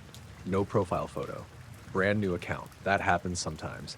So I didn't think much of it. He messaged right away asking if the guest house had separate access from the main residence. I told him yes, it's detached, private entrance, keypad lock, no shared spaces. He just replied, perfect. He showed up around 8:30 that night. It had been raining off and on all day, that steady cold drizzle that soaks into everything. I was in my kitchen when I saw headlights swing into the driveway. I glanced at the camera feed on my phone and felt my stomach drop a little. It wasn't one person, it was 4. 2 guys got out of the front seats and 2 more climbed out of the back. All mid to late 20s, hoodies up, baseball caps low. They stood in my driveway for a second, just looking around. Not at the guest house, at my house. I stepped out onto my porch and gave them a little wave. Hey, you must be Derek? One of the guys looked at the others before answering. Yeah, that's me. He didn't sound confident about it. I smiled and said, just so you know, the booking is for 1 guest. I can adjust it in the app for the extra people. They exchanged looks again. The same guy shrugged. It's cool. We're just hanging out. They might not all stay. That wasn't how it works, Mike. But I didn't want to escalate it on the driveway. I told him I'd update the reservation for 4 guests. He nodded like he wasn't really listening. Instead of heading straight to the guest house, they lingered near the side yard. One of them walked toward the fence that separates my backyard from the driveway. He looked over it, slow, like he was checking something out. "Guest house is around the back," I called. "Yeah, we see it," he said. They finally grabbed their bags and went in. For the first hour, nothing happened. Then my motion light on the side of my house flipped on. I checked the camera again. Two of them were walking around the main house, not near their unit, near my kitchen windows. I told myself maybe they were just exploring the property. It's a small lot, but still. 10 minutes later, the motion light in my backyard came on. I went to the back door and opened it. "Hey, everything okay?" One of them jumped like I'd caught him doing something. "Oh yeah, we were just looking for the trash cans. They're by the guest house," I said. "On your side." "Got it." They went back. I locked the door and made sure the deadbolt was fully turned. I don't usually do that when I have guests. The area's quiet, safe, but something felt off. The next morning, I was leaving for work around 7:30. Their car was still in the driveway, but the guest house lights were off. As I walked to my car, I noticed one of the guys standing near my garage, just standing there, hands in his hoodie pocket. He looked like he'd been there a while. "Morning," I said. "Morning. You need something?" "Nah, just getting some air." It was cold and damp, not really get some air weather. I left. When I checked the cameras from work, I saw them coming and going throughout the day, but every time they left, at least one of them would walk past the guest house and circle part of the main house. Slow. Looking at windows, looking at the back door. That night was worse. Around 11:45 p.m., my dog started growling, low at first, then sharp little barks. He was staring at the back door. I muted the TV and listened. Footsteps on the patio, not near the guest house, on my patio. I pulled up the camera feed and saw one of them standing at my back door. Hood up, hands in pockets. He looked straight into the camera for a second, then down at the handle. I watched his hand come out of his pocket and grab it. He turned it. The handle moved, but the deadbolt held. He tried again, a little harder this time. My heart was pounding so hard I could hear it in my ears. I unlocked my phone and hovered over 911, but I didn't press it yet. I wanted to see what he'd do. He let go of the handle and stepped back, looking at the door like he was confused. Then he walked over to the window and cupped his hands to the glass, trying to see inside. That's when I flipped the porch light on and opened the door just enough to show I was there. "What are you doing?" He jumped back. "Oh, sorry. Sorry, I thought this was our place." "You thought this was the guest house?" I asked. My voice sounded calmer than I felt. "Yeah, we got turned around." "You've been here 2 days," I said. "You know where your unit is." He didn't answer that. He just gave a tight smile. "My bad." I stared at him for a long second. "Stay on your side of the property." "Yeah, for sure." He walked away fast, didn't sleep much that night. The next morning, I called Airbnb support and explained everything. They told me to document it and that I could cancel the reservation if I felt unsafe. But canceling would mean they were still physically on my property while I waited for them to leave. I decided to ride it out one more night, but kept my phone on me at all times. That afternoon, I was in my living room when I heard voices right outside my front window. Not loud, just talking. I peeked through the blinds. All 4 of them were standing in my front yard near the porch steps. One of them was pointing at my front door. Another was looking up at the second-floor windows. I opened the door immediately. "Can I help you?" They all turned at once. "We were just trying to figure out where the Wi-Fi router is," the guy who called himself Derek said. "It's in the guest house," I said.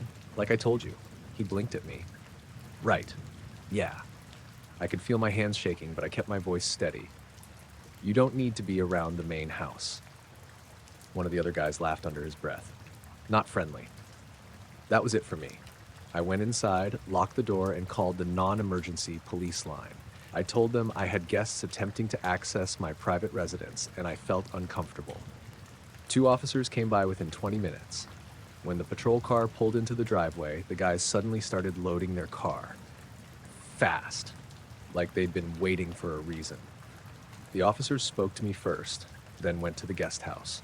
I couldn't hear the conversation, but it didn't last long. The officers came back and told me the guests said it was all a misunderstanding and they were checking out early. By the time the patrol car left, so did they. They didn't say a word to me. No goodbye, no explanation. They just drove off. When I went into the guest house to inspect it, nothing was stolen, no damage. But all the drawers in the kitchenette had been pulled open. The closet door was wide open. Even the panel under the sink had been removed and set aside. They hadn't trashed the place. They'd just looked through everything. I changed every lock that night, added more cameras, updated my listing to require verified ID and prior reviews only. I still rent it out. Most guests are normal, families, traveling nurses, couples on weekend trips.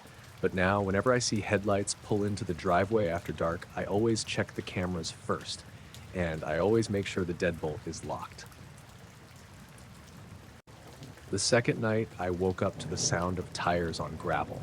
It wasn't loud at first, just that slow, crunching roll like someone easing their way up the long driveway. I was half asleep, staring at the dark ceiling, trying to figure out if I'd imagined it. Then it stopped, completely. No engine revving, no car door slamming, just silence. I sat up in bed and checked my phone, 1:17 a.m. The cabin I rented was supposed to be total privacy, no neighbors within a mile. That's what the listing said. It was out in northern Wisconsin, down this narrow gravel road that split off from a county highway and just kept going into the woods. I'd picked it because I wanted quiet. I work remote, and I figured a few days alone in the woods would be a reset. The first day had been fine. The host, a guy named Aaron, messaged clear instructions. Key in a lockbox. No contact. He said he lived about 30 minutes away, and that no one else had access to the property. But that night, hearing a car outside at 1:17 in the morning on a road that only led to this cabin didn't make sense. I slid out of bed and walked to the window. There weren't any curtains, just thin blinds. I pushed one slat down carefully and looked out. I couldn't see much. The porch light was off. Beyond the small clearing around the cabin, it was just trees. Black and still. Then I saw it. Headlights, low beams, pointed toward the cabin but not directly at it. Like whoever was out there had angled the car slightly to the side. The engine wasn't running anymore. The lights were still on. I stood there for maybe a full minute, just watching, waiting for someone to get out.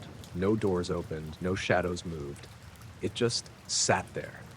I told myself it could be someone who took a wrong turn. Maybe they were checking GPS. Maybe they realized the road ended and were about to leave. I kept waiting. After what felt like 10 minutes, probably less, the headlights shut off. Everything went completely dark. That was worse. I couldn't see the car anymore, but I knew it was still there. I tried to listen for footsteps on the gravel. Nothing. My heart was pounding so hard it felt ridiculous. I grabbed my phone and pulled up the message thread with Aaron. "Hey, random question," I typed. "Is there anyone else who might be coming down this road tonight?" No response, obviously. It was the middle of the night. I stayed by the window another few minutes. Then finally I heard the engine turn over, slow, deliberate. The headlights came back on, swung in a wide arc, and the car rolled back down the driveway. I watched the lights disappear between the trees. I didn't sleep much after that. In the morning, I messaged Aaron again. He responded around 8:30. No one else should be out there. The road only goes to the cabin. Was everything okay? I told him what happened. He said maybe it was a hunter who got turned around. It was early October, so that wasn't impossible. But it didn't feel right. Hunters don't usually roll up at 1 a.m. and sit there with their lights off. He offered to drive out and check the area, but I told him it was fine. I didn't want to overreact. That afternoon, I walked the property. There was only one way in or out. The gravel driveway curved through the trees for maybe a quarter mile before hitting the main road. I looked for tire tracks, but the entire driveway was tire tracks. Mine from when I arrived, whoever came last night. Maybe older ones. I tried to shake it off. That evening was quiet. I made dinner, watched something on my laptop, and tried not to think about it. Around 10:45 p.m., I turned off the lights and went to bed. I must have dozed off because the next thing I knew, I heard it again. Gravel. Slow. Crunching. Closer. My eyes snapped open. I didn't even check the time. I already knew it was late. The car stopped in the exact same spot. This time, I didn't wait in bed. I went straight to the window and looked out. Same headlights, same angle. Only now the porch light was on because I'd left it on after last night. I could see the outline of a dark SUV, Nothing distinctive, just a boxy shape, no doors opened. I grabbed my phone and started recording video through the blinds. We sat like that, me inside, them outside. 5 minutes passed, then I saw something move. The driver's side door cracked open slightly, just enough to show a sliver of interior light, but no one got out. The door stayed open like that for a few seconds, then shut again. I felt this weird wave of panic, like I was being tested, like they were waiting to see if I'd come out. I did not. Instead, I called Aaron. He didn't pick up. I hung up and dialed 911, then hesitated. What was I going to say? There's a car parked outside the cabin I rented? They weren't trying to break in. They weren't even knocking. While I was standing there debating, the headlights shut off again. Complete darkness. I couldn't see the SUV anymore, but I could hear something faint. A door opening, closing, then footsteps on gravel. Slow, not toward the porch, off to the side. I moved to the other window that faced the side of the clearing. My hands were shaking so bad, I almost dropped my phone. I saw a figure standing near the edge of the trees, just standing there. I couldn't make out details. It was too dark, but I could see the outline against the slightly lighter sky. They weren't walking around, they weren't coming closer, just standing, watching the cabin. I don't know how long that lasted. Maybe 30 seconds. Maybe longer. Then the engine started up again. Headlights flicked on. The SUV reversed slightly, turned, and drove off. The figure was gone by the time the lights swept across that area. I locked every lock in the cabin, even the little bathroom window.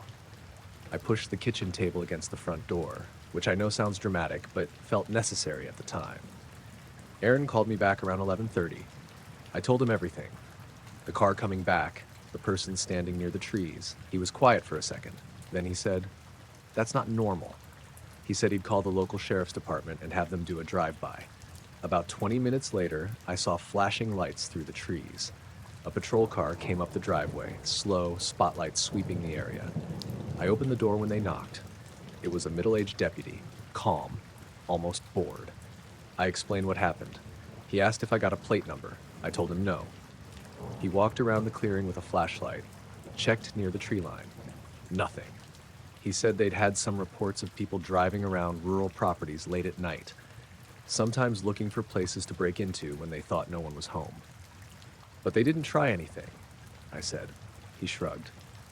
Sometimes they're just seeing if someone's there. That didn't make me feel better. He waited until I was back inside and then drove off. I stayed up the rest of the night with every light on. The SUV didn't come back.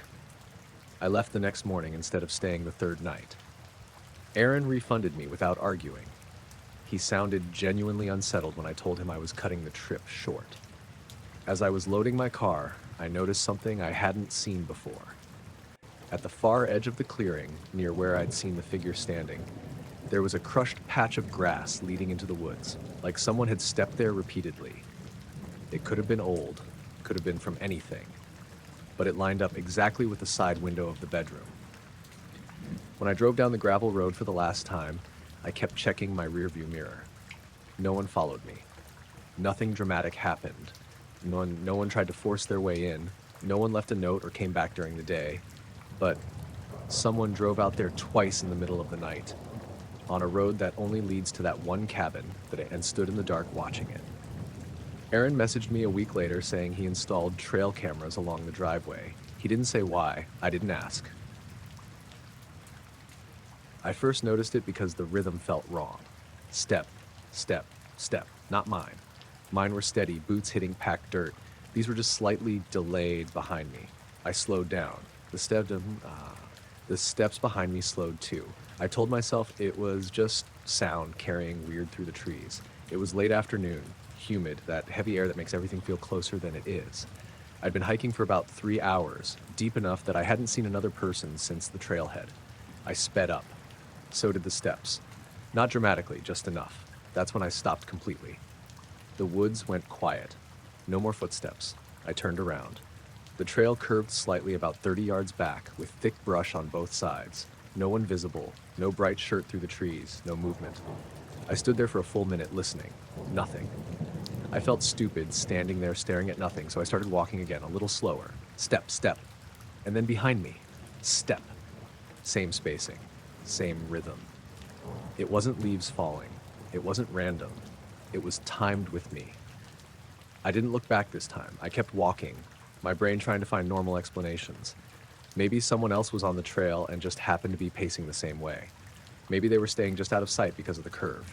I cleared my throat. The steps continued. I adjusted my stride, deliberately changing the tempo. Shorter steps. Behind me, the rhythm changed too. That's when my chest tightened. I slowed again. The steps slowed. I stopped. They stopped. I turned quickly this time. Nothing in the open trail, but I thought I saw something in the brush to the right, maybe 20 feet off the path. A shift in leaves. Hard to tell. "Hey," I called out, trying to keep it neutral. "You good?" No answer. Just the hum of insects and distant birds. I waited. Still nothing. I thought about turning around and heading back toward the trailhead, but that meant walking toward wherever that movement had been. Instead, I kept going forward. My shoulders felt tight, like I was bracing without meaning to. The trail dipped downhill and curved again. Dense woods on both sides, the kind where you can be 10 feet away from someone and never see them. I tried something else. I started walking normally, then suddenly stopped mid-step without warning. There was a split second of silence. Then one more step behind me. Like whoever it was didn't react fast enough. It was faint but clear. I didn't turn immediately. I let a few seconds pass. Then I spun around. Still no one in plain sight. But this time I heard something else. Breathing. Not heavy, not loud. Just a quick exhale that didn't belong to me. It came from the left side of the trail, maybe 15 feet into the trees. I stepped off the trail without thinking and moved behind a thick oak tree, pressing myself against the trunk. If someone was directly behind me on the path, they'd walk past. I waited. My heart was pounding so hard I could hear it. 10 seconds. 20. Then I heard footsteps on the trail again. Not matching mine now. Just walking. Slow. Careful. They passed the tree I was behind. I leaned slightly and looked. A man walked by, mid-30s maybe. Baseball cap, dark t-shirt, small backpack, normal looking. But he wasn't just walking straight ahead, he was scanning the woods on both sides of the trail, slowly turning his head like he'd lost something. Or someone. He stopped about 10 feet past my tree, stood still, turned slightly. His eyes moved across the trees in front of him. If I had been standing on the trail, he would have been looking right at me. He took a few steps forward, stopped again. Then he stopped the trail slightly and looked into the brush on the side I had been walking on. I barely breathed. He took 2 more slow steps forward, then paused again. It was obvious now. He wasn't just hiking. He was trying to find where I'd gone. After about 30 seconds of that, he walked a little farther down the trail, still looking left and right. When he was maybe 20 yards ahead, I slipped around the back of the tree and moved quietly in the opposite direction, deeper into the woods, not back onto the trail. I didn't want to step on leaves, but it was impossible not to. Every crunch felt loud. I angled away from the trail, then curved back toward it about 50 yards behind where he had been. When I reached the path again, I crouched and listened. Nothing. I stood and started walking fast back toward the parking lot. After maybe a minute, I heard something again. Not directly behind me, off to my right, parallel, footsteps moving through brush, keeping pace, not trying to be quiet, just staying even with me. I didn't look over, I just walked faster. The parallel movement sped up too. Branches snapped, leaves crunched, I broke into a jog. The movement in the woods matched it. That's when the fear shifted from this is weird to something more direct. This wasn't coincidence. I veered back onto the main trail and ran. Not full sprint, but close. The parallel sound stayed with me for maybe 20 seconds. Then it stopped. I didn't stop. I ran until my lungs burned. After a while, the trail widened and I could see farther ahead. No one in front of me, no one behind when I finally looked. But I didn't slow down much. When I reached the parking lot, there were 3 cars. One of them wasn't there when I'd started. Dark SUV, tinted windows. As I got closer to my car, I heard an engine turn over. I looked up. The dark SUV started moving. It rolled slowly past the row of parked cars. The driver didn't look at me directly, but I could see the brim of a baseball cap. Same dark t-shirt. He drove past me toward the exit without stopping, didn't wave, didn't smile, just left. I stood there for a second watching his car disappear down the dirt road. Maybe he had every right to be there. Maybe he thought I was following him. Maybe he was just another hiker who happened to match my pace. But I can't shake the way he walked past that tree, scanning, like he'd been tracking something and lost sight of it. I don't hike alone anymore, not that deep. And if I ever hear footsteps matching mine again, I'm not testing it. I'm turning around immediately. Because the worst part wasn't that he was behind me. It was that when I stepped off the trail, he knew I had. And he went looking. Front door opened. That's what my Alexa said. Clear as day. I was in the kitchen rinsing a plate. It was around 9:40 p.m., raining steady outside. Not storming, just that constant wet hiss against the windows. I live alone in a small rental house on the edge of town. My name's Dylan Harper. I'd been there about 6 months. The thing is, I don't have any smart door sensors. I use Alexa for music and timers, that's it. No security system hooked up to it. No routines about doors. So when it said that, I just stood there with the faucet running. Front door opened. It didn't sound glitchy, it sounded like a normal announcement. I turned the water off slowly and looked toward the front hallway.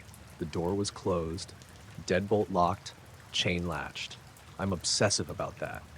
For a second I thought maybe it picked up a neighbor's device through the wall. But the houses aren't that close, and I've never heard someone else's Alexa before. Then I heard it, a soft thud on the porch. Not knocking, more like someone shifting their weight on wood. I didn't move. The porch boards creaked again, slow steps, back and forth. I walked into the living room and stood to the side of the front window. I didn't want to silhouette myself. The blinds were closed, but I tilted one slat down just enough to see a strip of the porch. Shoes. Dark sneakers. Pacing. They weren't right at the door. They were moving from one end of the porch to the other. Slow, measured steps. I couldn't see above the knees from that angle. My heart started beating so hard it made me feel lightheaded.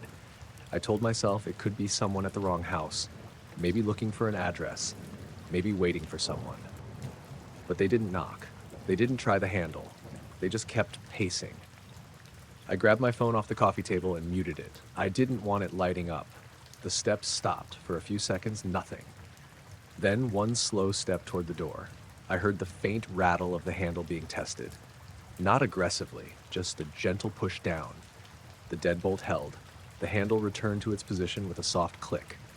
Then the footsteps moved away again. I backed away from the window and went into the hallway, staying quiet. I didn't turn any lights on. I didn't want whoever it was knowing exactly where I was standing. Alexa was still glowing faint blue on the kitchen counter. I whispered, "Alexa, what devices are connected?" It responded normally, listing my lamp and thermostat. No door sensors. Nothing about entry alerts. That made it worse. The porch creaked again, slower now, like whoever it was standing still, then shifting their feet slightly. I thought about yelling through the door, asking what they wanted, but something about the silence bothered me. If this was an innocent mistake, why not knock? Why not say something? Instead, I heard a faint brushing sound near the window, like fabric against the siding. I realized they might be looking through the front window. The blinds were closed, but if someone leaned close enough, they could maybe see movement inside. I moved further back into the hallway where there were no windows.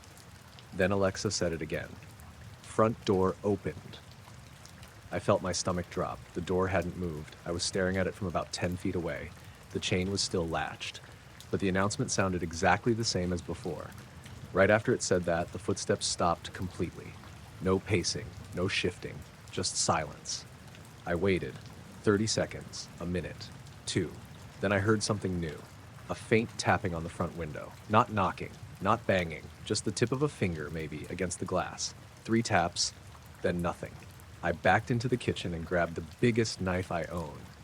I didn't feel brave. I felt stupid holding it, but I didn't know what else to do. I checked my phone. No notifications from any security app. No unknown Bluetooth devices nearby. I considered calling the police right then, but I hesitated. What would I say? Someone's walking on my porch and my Alexa is being weird? Then I heard a voice. Soft. Hey. Not loud, not aggressive, just enough to carry through the door. I froze. Another soft, almost conversational tone. I know you're home. That's when I called 911. I whispered to the dispatcher that someone was on my porch trying the handle and pacing. She told me officers were on the way and to stay inside. While I was on the phone, I heard the porch creak again, but this time it moved toward the steps, then down them. The sound of shoes on wet concrete. I stayed where I was. I didn't look out the window again. Two patrol cars showed up about 5 minutes later. The flashing lights reflected through the blinds. They checked the porch, the yard, even the side of the house. No one. One officer asked if I had any cameras. I don't. But there was something they did notice. Near the edge of the porch, close to the window, there were wet shoe prints, back and forth. A clear pacing pattern. And right below the front window, there was a faint smudge on the glass, like someone had leaned in close. The officer asked if anyone else had access to my Wi-Fi. I said no. He suggested maybe someone had connected to my Alexa from outside, somehow, and triggered a routine. But I didn't have any routine programmed to announce door openings. The next morning, I went into the Alexa app and checked the activity log. At 9:41 p.m., it showed front door opened as a triggered announcement. No source device listed, no linked sensor, just the phrase. I changed my Wi-Fi password immediately. Reset the Alexa. Turned off drop-in features I didn't even know were enabled. Nothing like that has happened since. But I still think about the timing. It said, front door opened, right as someone was standing there. Then again, when they were at the window. It felt deliberate, like they were trying to make me doubt what I was hearing. Make me check the door, maybe open it.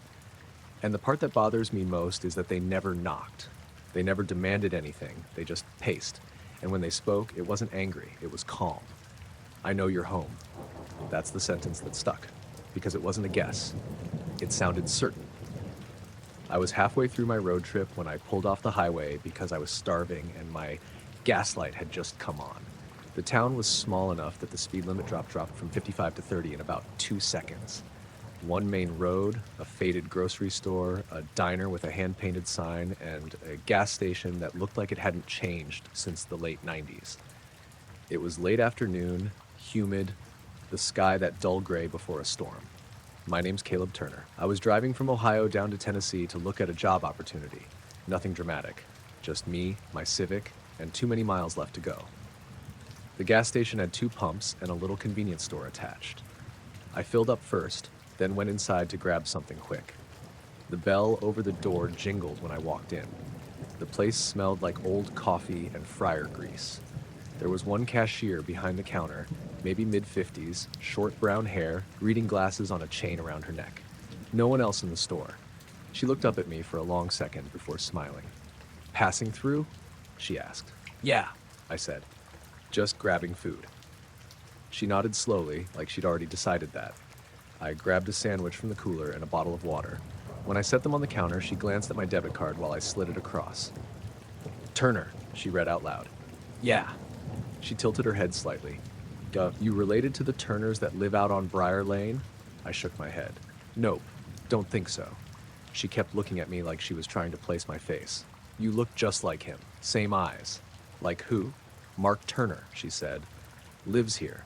"Well, used to. Hard to keep track." I gave a small shrug. "Probably just a common name." She didn't respond right away. She finished the transaction but kept glancing at me like she wanted to say more. "You staying long?" she asked casually. "Just passing through," I repeated. "Heading south." She nodded again, but her smile didn't quite reach her eyes. When I walked back outside, the air felt heavier, like the storm was closer. That's when I saw him. A guy was leaning against my car, right by the driver's side door. He was probably early 30s. Baseball cap pulled low, gray t-shirt, jeans, arms crossed. He wasn't touching the car, but he was close enough that it felt deliberate. I slowed down without meaning to. He straightened up when he saw me. "You Caleb?" he asked. That hit me weirdly. I hadn't introduced myself to anyone. "Yeah," I said cautiously. "How do you know that?" He jerked his thumb toward the store. "Linda said you were a Turner." "So," he smiled, but it wasn't friendly. More like he was testing something. "You staying long?" he asked. I felt a small jolt in my chest. Same question. "No," I said, "just grabbing gas." He nodded slowly and looked at my car. "Ohio plates." "Yeah." He leaned closer, peering through my passenger window like he was looking for something. "You look just like him," he said. "Like who?" He ignored that. "You got family here?" "No." He held eye contact for a few seconds too long, then stepped back.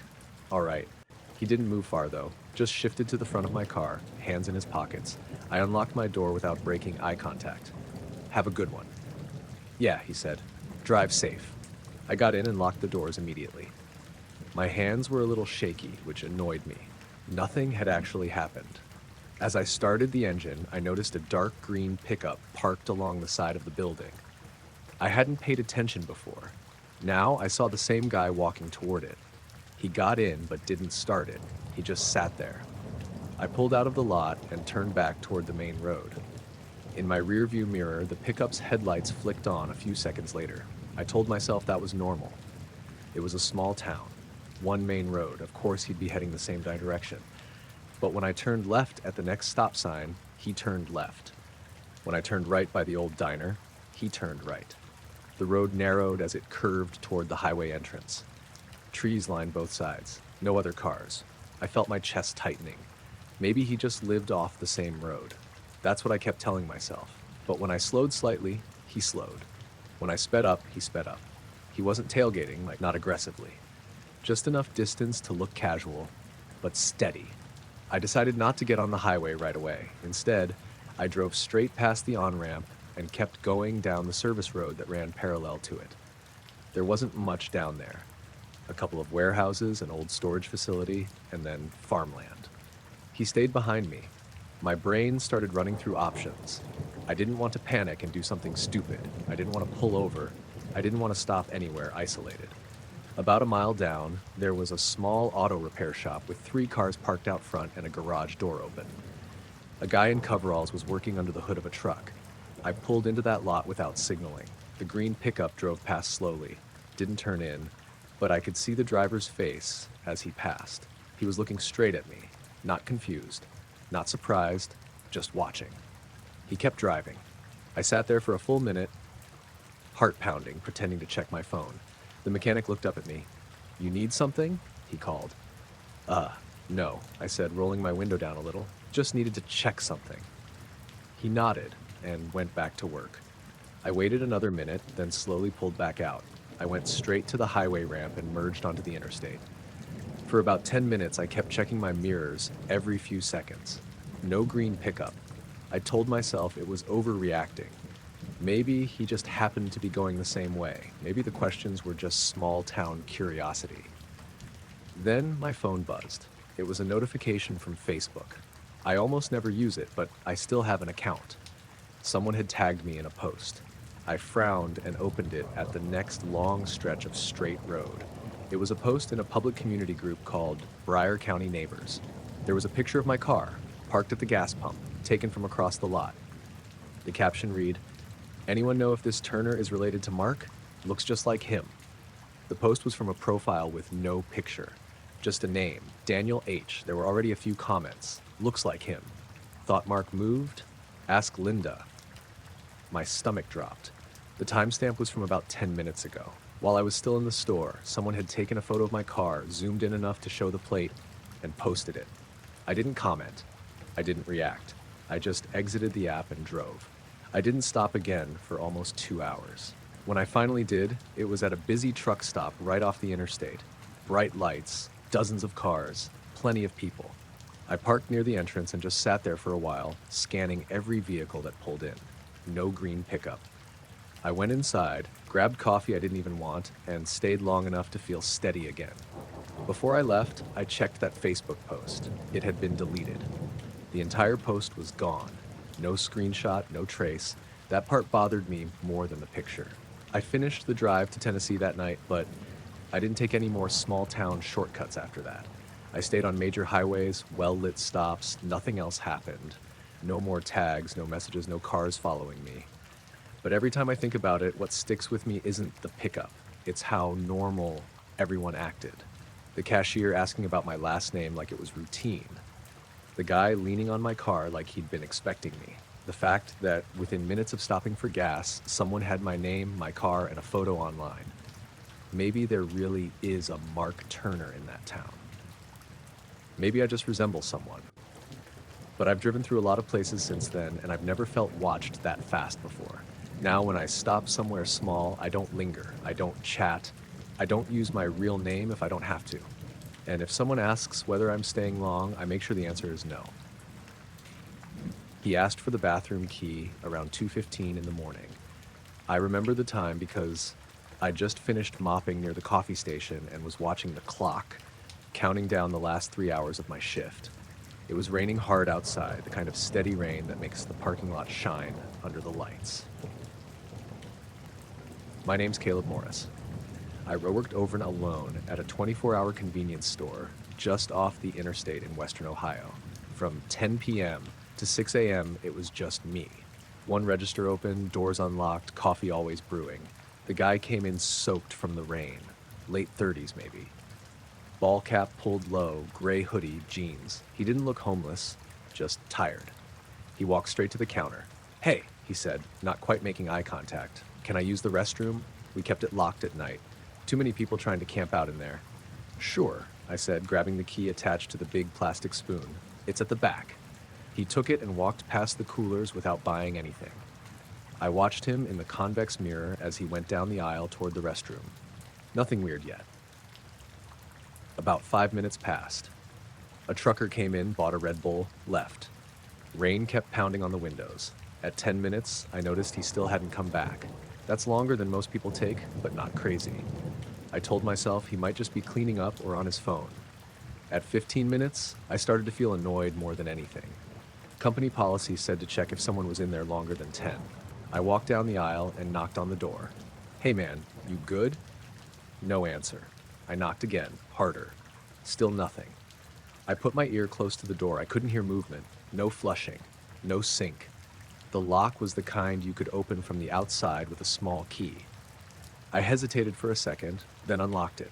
The door swung open. The bathroom was empty, toilet lit up, sink dry, no water running, and the small window above the toilet was wide open.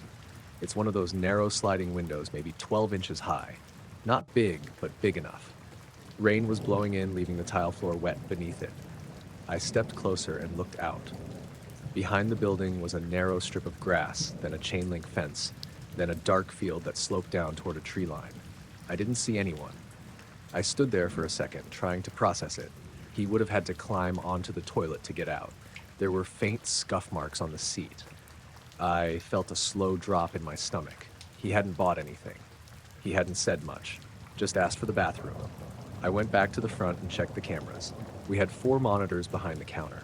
One showed the register, one the entrance, one the coolers, one the back hallway leading to the restroom.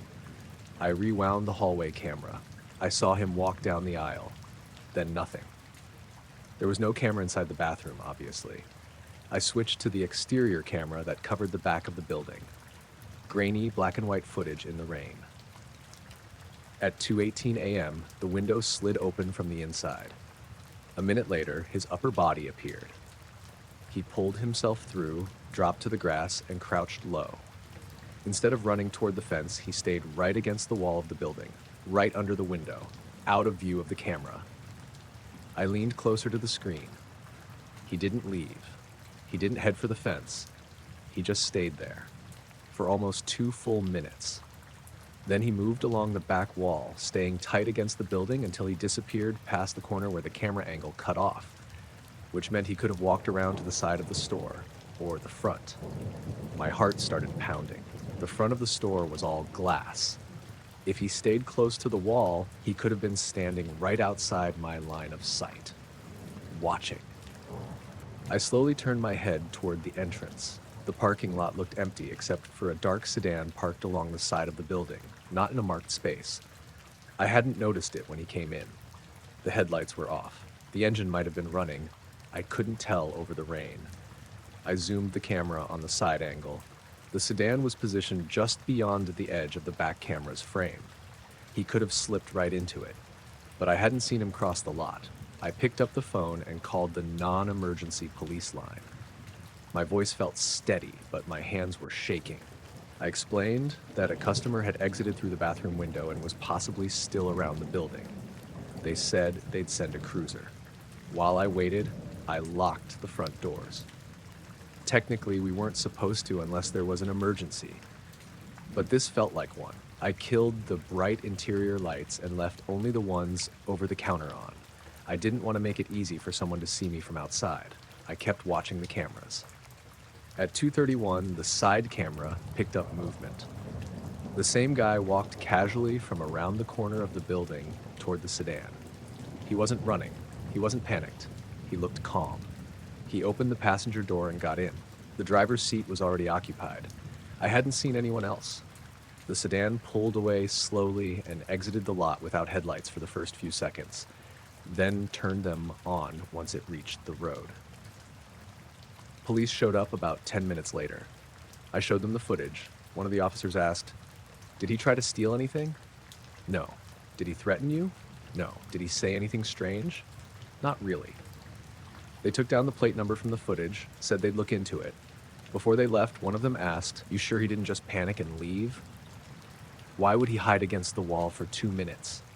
I asked. The officer didn't answer that. I finished the shift, but I didn't feel okay. Every car that drove past made me tense up. The next night, I asked my manager to check the footage from earlier that evening. Around 1:50 a.m., 25 minutes before he came inside, the same sedan had pulled into the lot, parked along the side, sat there for over 20 minutes. He didn't come in right away. He was waiting. A week later, I was taking the trash out around 3 a.m. It had stopped raining, but the ground was still wet. As I walked toward the dumpster behind the store, I saw fresh footprints in the mud near the back wall. 2 sets, right below the bathroom window. They weren't from that night. They were newer. Someone had been back there again. I told my manager I wasn't doing trash alone anymore. After some arguing, they agreed to let me lock the doors for 5 minutes while I took it out. About a month later, police called the store. The plate from that sedan came back registered to a rental company. The car had been returned 2 days after the incident. No record of who had it that night. Fake ID used. They couldn't charge anyone with anything. I don't know what they were planning. Maybe they just wanted to see if I'd leave the counter. Maybe they were testing how quickly someone would notice. What gets to me isn't that he climbed out the window, it's that he didn't run. He stayed, right outside. Close enough to the wall that if I had stepped out the back door to check, I would have walked right into him. The scraping sound started just as the light turned red. My brother Evan was hauling south through downtown Birmingham, mid-afternoon traffic, humid and thick. He told me this story years ago, but he still remembers the exact intersection. Said it was one of those long lights where you can sit for a full 2 minutes and watch the cross traffic crawl by. He drives a standard sleeper cab, nothing flashy, white Freightliner, company logo on the door. He'd been on the road since 5 a.m. and was just trying to make it through the city before rush hour got worse. He was in the right lane at the red light, a sedan in front of him, and another truck in the left lane. Cars packed in behind. He said at first he thought the scraping was just something loose under the trailer, maybe a chain or a mud flap catching on something. But it wasn't rhythmic like road noise. It was deliberate, metal on metal, a slight dragging sound, then a pause, then another scrape. He glanced in his side mirror but couldn't see anything unusual. The trailer looked fine, nothing hanging off. Then he heard a heavier sound, a quick thud like someone shifting weight. That's when he looked at the convex mirror on the passenger side, the small round one that shows the blind spot close to the cab. He didn't see a face. He saw a shoe, a sneaker, planted on the small metal step behind the passenger door, just the bottom half of a leg at first. His brain didn't process it immediately. He thought maybe he was misseeing something. Then the leg moved. The person adjusted their footing. Someone was standing on the back step of his cab. Evan said his whole body went cold in that moment. Not angry, not panicked, just this sharp realization that someone was physically attached to his truck. In the middle of traffic. He didn't honk, didn't roll down the window. He just kept staring into the mirror, trying to figure out how long the person had been there. The light was still red. Cars were moving through the intersection in front of him. He could see the sneaker clearly now. Dark jeans, no safety vest, no uniform, just someone riding the back of his cab. He considered opening his door and yelling, but they were in the middle of traffic. If he startled the person and they slipped under the wheels, that would be worse. He tapped his brakes lightly to see if the movement would make them react. The leg tensed, but didn't move. They were holding on to something behind the cab, probably the grab bar near the sleeper. Then the light turned green.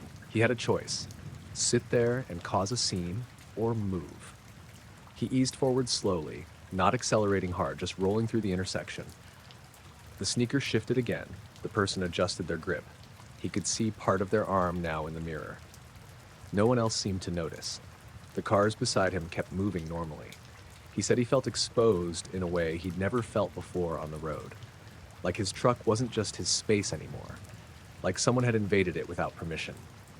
About halfway through the intersection, the person suddenly let go. There was a quick drop in the mirror, a blur of dark clothing.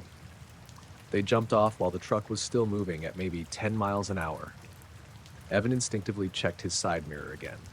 The person landed on their feet, stumbled once, then ran between the cars behind him. Gone in seconds. The cars behind didn't slam brakes. No horns. No shouting. If anyone noticed, they didn't react much. He kept driving. He didn't stop in the middle of the road. He didn't know where the person had gone. Pulling over there would have caused more chaos. He made it another 2 blocks before pulling into a gas station lot. He parked, jumped out, and checked the entire back of the cab. Nothing missing. No damage. No marks besides some faint scuffs on the metal step. He went inside the gas station and asked the cashier if anyone had run through the lot. The guy just shrugged, didn't seem to know what he was talking about. Evan called his dispatcher and reported it. Dispatcher asked if anything was stolen. No. Cargo intact, cab locked. Then it was just a strange incident. That's it. But the part that stuck with him wasn't the jump. It was the realization that someone had climbed onto his truck at a red light in broad daylight with dozens of cars around and no one reacted. He replayed it later and figured the person probably approached from the passenger side blind spot when traffic was tight. Maybe they were trying to hitch a short ride. Maybe they thought they could grab something from behind the cab. Maybe they just wanted to see if they could. He never found out. He said what bothered him most was how quiet it had been. No shouting, no dramatic chase, just a scraping sound and a shoe in the mirror. Now, whenever he stops at long red lights in city traffic, he checks both mirrors more than once. Not just for cars, for anything that doesn't belong there. Because apparently, someone can climb onto the back of a semi in the middle of the day, ride it through an intersection, and disappear between cars before anyone even realizes what happened. He walked into my campsite just as the sun was dropping behind the trees and asked if he could share my fire. I'd just gotten it going. Small flame, nothing dramatic. It was early November, colder than I'd expected, and I was camping alone at a quiet state forest campground that stays open year-round but doesn't see much traffic after October. My name's Logan Pierce. I was 33 at the time. I'd picked a site at the far end of the loop mostly because I liked the space. There were only 2 other vehicles in the entire campground when I arrived around 4 p.m., both parked near the entrance. I hadn't seen anyone walking around. So when this guy stepped out from the tree line behind my site instead of coming down the road, it caught me off guard. "Hey," he said, hands in his jacket pockets. "Mind if I warm up for a bit?" He was maybe mid-40s, short hair, scruffy beard, jeans, and a dark hoodie. No backpack, no lantern, no cooler. Nothing in his hands. "Forgot my matches," he added, nodding toward my fire. "Can't get mine going." "You camping here?" I asked. "Yeah," he said quickly. "Over that way." He jerked his thumb vaguely behind him. That direction wasn't where any official sites were. I hesitated, then said, "Sure, for a minute." He stepped closer and crouched by the fire. Held his hands out like he was cold. The thing that struck me immediately was that he didn't smell like campfire smoke. If he'd tried and failed to start a fire, he'd at least smell like lighter fluid or something. Instead, he just smelled like sweat and dirt. "Been out here long?" he asked. "Just gotten a few hours ago," I said. "You alone?" "Yeah." He nodded slowly. "No one else coming?" he asked. "Not that I know of." He stared into the fire for a few seconds. Then his eyes shifted. Toward my tent. I had my car keys hanging from a small hook inside the tent door, just so I wouldn't lose them. The zipper was half open, and from where he was crouched, you could see them dangling. His gaze lingered there a little too long. "You heading out tomorrow?" he asked. "Yeah, early." "What time?" "Not sure." He smiled slightly. "Just curious." The conversation felt less like small talk and more like he was collecting information. "Where's your site?" I asked. He shrugged. "Back there." Didn't want to be too close to the road. "There aren't sites back there," I said without thinking. He paused. "Dispersed?" he said finally. "I like the quiet." That made no sense. This was a designated campground. Dispersed camping wasn't allowed inside it. He kept glancing at the tent, then at my car. "Nice vehicle," he said. "You got remote start on that?" "Yeah," I said. "Good for cold mornings." He stood up and walked casually toward the tent. "Bathrooms that way?" he asked, even though the bathrooms were clearly marked and in the opposite direction. "Other side of the loop," I said. He nodded and stopped near the tent opening, close enough to see the keys clearly.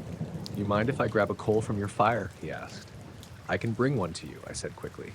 He held my gaze for a second, then smiled again. "Nah, I'll come back." He walked away the same way he'd come, into the trees. I waited until I couldn't see him anymore before I stood up and grabbed the keys off the hook. My heart was beating faster than I wanted to admit. I doused the fire. Or, not completely, but enough to shrink it down to embers. About 10 minutes later, I heard footsteps again, this time from the road. He walked back into the clearing like nothing was wrong. "Change your mind?" he asked. "I'm turning in early," I said. "Cold night." He looked disappointed. "You sure you don't mind if I grab one coal? Just need something to get mine going." "I'll bring it to you," I repeated. He didn't move closer this time. Just stood there. "You camping alone is brave," he said. I didn't answer. He shifted his weight and looked around the clearing slowly, like he was taking inventory. "Not a lot of people out here this time of year," he added. "That's why I like it," I said. He held my eyes again for a few seconds, then he nodded once. "All right, night." He walked back toward the trees again. I didn't wait. I grabbed my sleeping bag, my backpack, and got into the driver's seat of my car. Locked the doors immediately. I left the tent up. Didn't bother packing it. From the car, I could see my campsite clearly. The trees were thin enough that if he came back, I'd know. Around 9:30 p.m., I saw movement near the edge of the tree line. Him. He stood there for a moment, looking at the tent. Then he stepped into the clearing slowly. He walked right up to the tent entrance. I held my breath. He paused, looked around, then reached toward where the keys had been hanging earlier. My stomach flipped. He must have realized they were gone. He stood there for maybe 10 seconds. Then he walked around the tent once, just circling, like he was checking if anyone was inside. Then he stopped near the fire pit and looked toward my car. I ducked lower in the seat, even though the windows were tinted. After another minute, he walked back into the trees. I waited. 5 minutes. 10. Then I heard a car door slam somewhere beyond the tree line. An engine started. Headlights flashed briefly through the trees, and a vehicle drove off down the dirt road. I stayed in the car until morning. Didn't sleep. Just watched the tree line. At first light, I stepped out. The dirt near my tent showed clear footprints, boot prints. They'd come from the direction of the woods, not the road. There were multiple sets around the tent, and one set near the fire pit where he'd stood, looking at the car. I packed up fast and left. On my way out of the campground, I passed a dark sedan parked about half a mile down the road, partially hidden behind brush. No tent, no gear, just the car, empty. Maybe it was his, maybe not. I didn't stop to find out. When I think back on it, it wasn't anything dramatic. He didn't threaten me, didn't break in, but he didn't have matches. He didn't have gear. He didn't have a clear explanation for where he was staying, and he kept looking at my keys like they were the most interesting thing in the entire clearing. If I'd left them hanging where they were and zipped into the tent like usual, I don't know what he would have done. Now, when I camp alone, the keys stay in my pocket. And if someone forgets matches without carrying anything else, I don't offer them a seat by the fire. The tent shifted just enough to wake me up. Not a big movement, just a soft bump near my feet, like someone had nudged it with their shoe.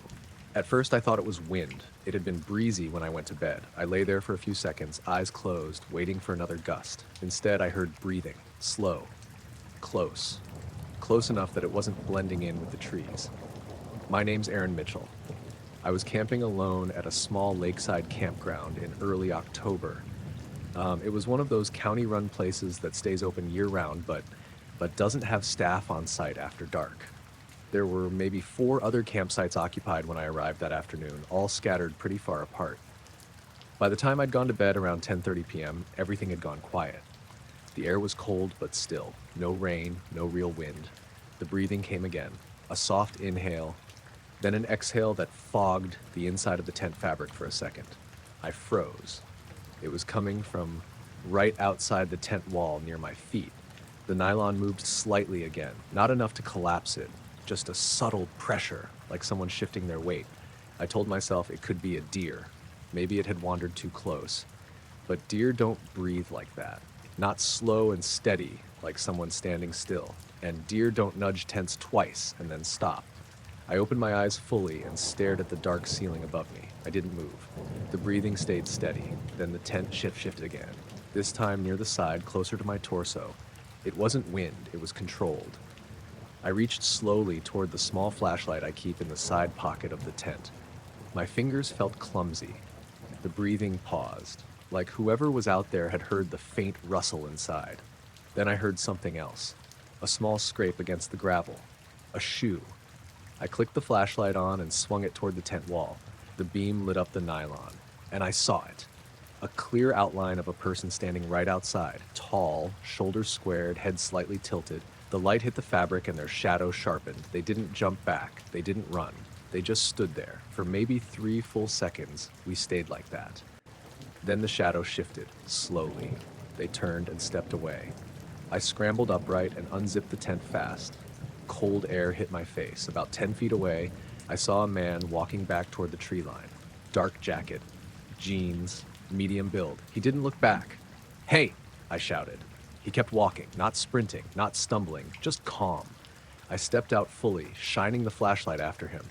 "Hey, what are you doing?" He paused at the edge of the trees, turned his head slightly, but not enough for me to see his face clearly. "Wrong tent," he said. Then he stepped into the trees and disappeared. "Wrong tent." That's what he said. I stood there shaking, trying to process that. There were only 4 occupied sites in the entire campground, and the nearest one was at least 50 yards away. No one accidentally ends up pressed against someone else's tent in the middle of the night. I walked a slow circle around my campsite. The ground was a mix of dirt and small stones. Near the side where he'd been standing, I saw fresh footprints. Boot prints. Deep enough to leave a clear tread pattern. They led from the direction of the bathrooms, not from any campsite. He hadn't come from another tent. He'd come from the dark. I looked toward the bathroom building, maybe 100 yards away. All the lights were off. I didn't sleep again that night. I stayed in the car with the doors locked until morning. Around 6 a.m., I walked over to the campground entrance where there's a small bulletin board with emergency contact numbers. There's no ranger station there overnight. I called the county non-emergency line and reported what happened. The dispatcher asked if he tried to enter the tent. "No," I said, just stood there. She asked if I recognized him from any of the other campsites. I hadn't gotten a clear look at his face. She said they'd send a patrol car through later that morning. By 8 a.m., I saw a sheriff's SUV drive slowly through the loop. I flagged him down and explained everything. He walked back to my site and looked at the footprints. "Looks like he was standing here a while," the deputy said. The prints were clustered, not just 1 or 2 steps, like he'd been deciding something. The deputy asked if I'd left any lights on or made noise that would have drawn attention. "No," I said. He nodded. "We get people drifting through here sometimes," he said. "Transients, people sleeping in their cars. Sometimes they wander." "Wander into tents?" I asked. He didn't answer that directly. He just said, "You did the right thing, turning on the light and making noise." I packed up right after that. As I loaded my car, I kept glancing toward the tree line where he disappeared. I kept replaying the moment when the flashlight beam hit the tent. The outline of him, the fact that he didn't flinch, and the way he walked away. Not hurried, not embarrassed, just slow and steady, like he wasn't surprised to be caught. Wrong tent doesn't make sense. If you're looking for someone, you call out their name. You don't press up against random tents and breathe into the fabric. What sticks with me most is how quiet it was before the nudges. He didn't trip over guy lines, he didn't step on gear. He walked right up to the side of my tent without making enough noise to wake me until he physically touched it. Now when I camp alone, I don't sleep as deeply. Every little movement outside the tent gets my attention because I know how easy it is for someone to stand inches from you in the dark, close enough that you can hear their breathing, and you won't even know until the fabric shifts. The tapping on my door wasn't loud. It was slow and spaced out, like whoever was doing it didn't want to wake the whole lot. I was parked at a rest area off I-40 in eastern Tennessee. It was just 3 a.m. early spring, cold enough that you could see your breath when you stepped outside. The lot was maybe half full, a mix of semis and a few RVs tucked toward the back. My name's Marcus Hale. I've been driving regional for about 9 years. That night I'd shut down early because I was ahead of schedule. Reefer unit humming behind me, curtains pulled, doors locked. Standard routine. I was asleep when the first tap came. At first I thought I dreamed it. Then it came again. Tap, tap. Not on the window. On the metal of the door, right below the window. I didn't move. I've had random knocks before. Most of the time it's someone asking for directions or looking for a specific company truck. Annoying, but not unheard of. Then the tapping stopped. Silence. I waited. Another tap. Slower this time. I rolled slightly in the bunk and checked my phone. 3:17 a.m. I slid the curtain back just enough to peek through the passenger side mirror. The angle didn't show much, just the side of another truck parked one space over. Engine noise drifted in through the thin cab walls. Not mine, someone else's. I sat up slowly and eased into the driver's seat without turning on any lights. The shadow outside shifted. A man stepped closer to the window. He was wearing a dark jacket and a beanie, mid-40s maybe, hard to tell in the dim lot lighting. He tapped again, this time lightly on the glass. I cracked the window an inch. "Yeah," I said. "Hey man," he said quietly. "Sorry to bother you. You got jumper cables?" His voice was calm, almost friendly. I glanced past him automatically.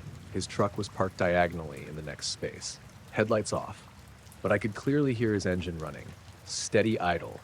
"No," I said. "Don't carry any." He didn't respond right away, just stood there.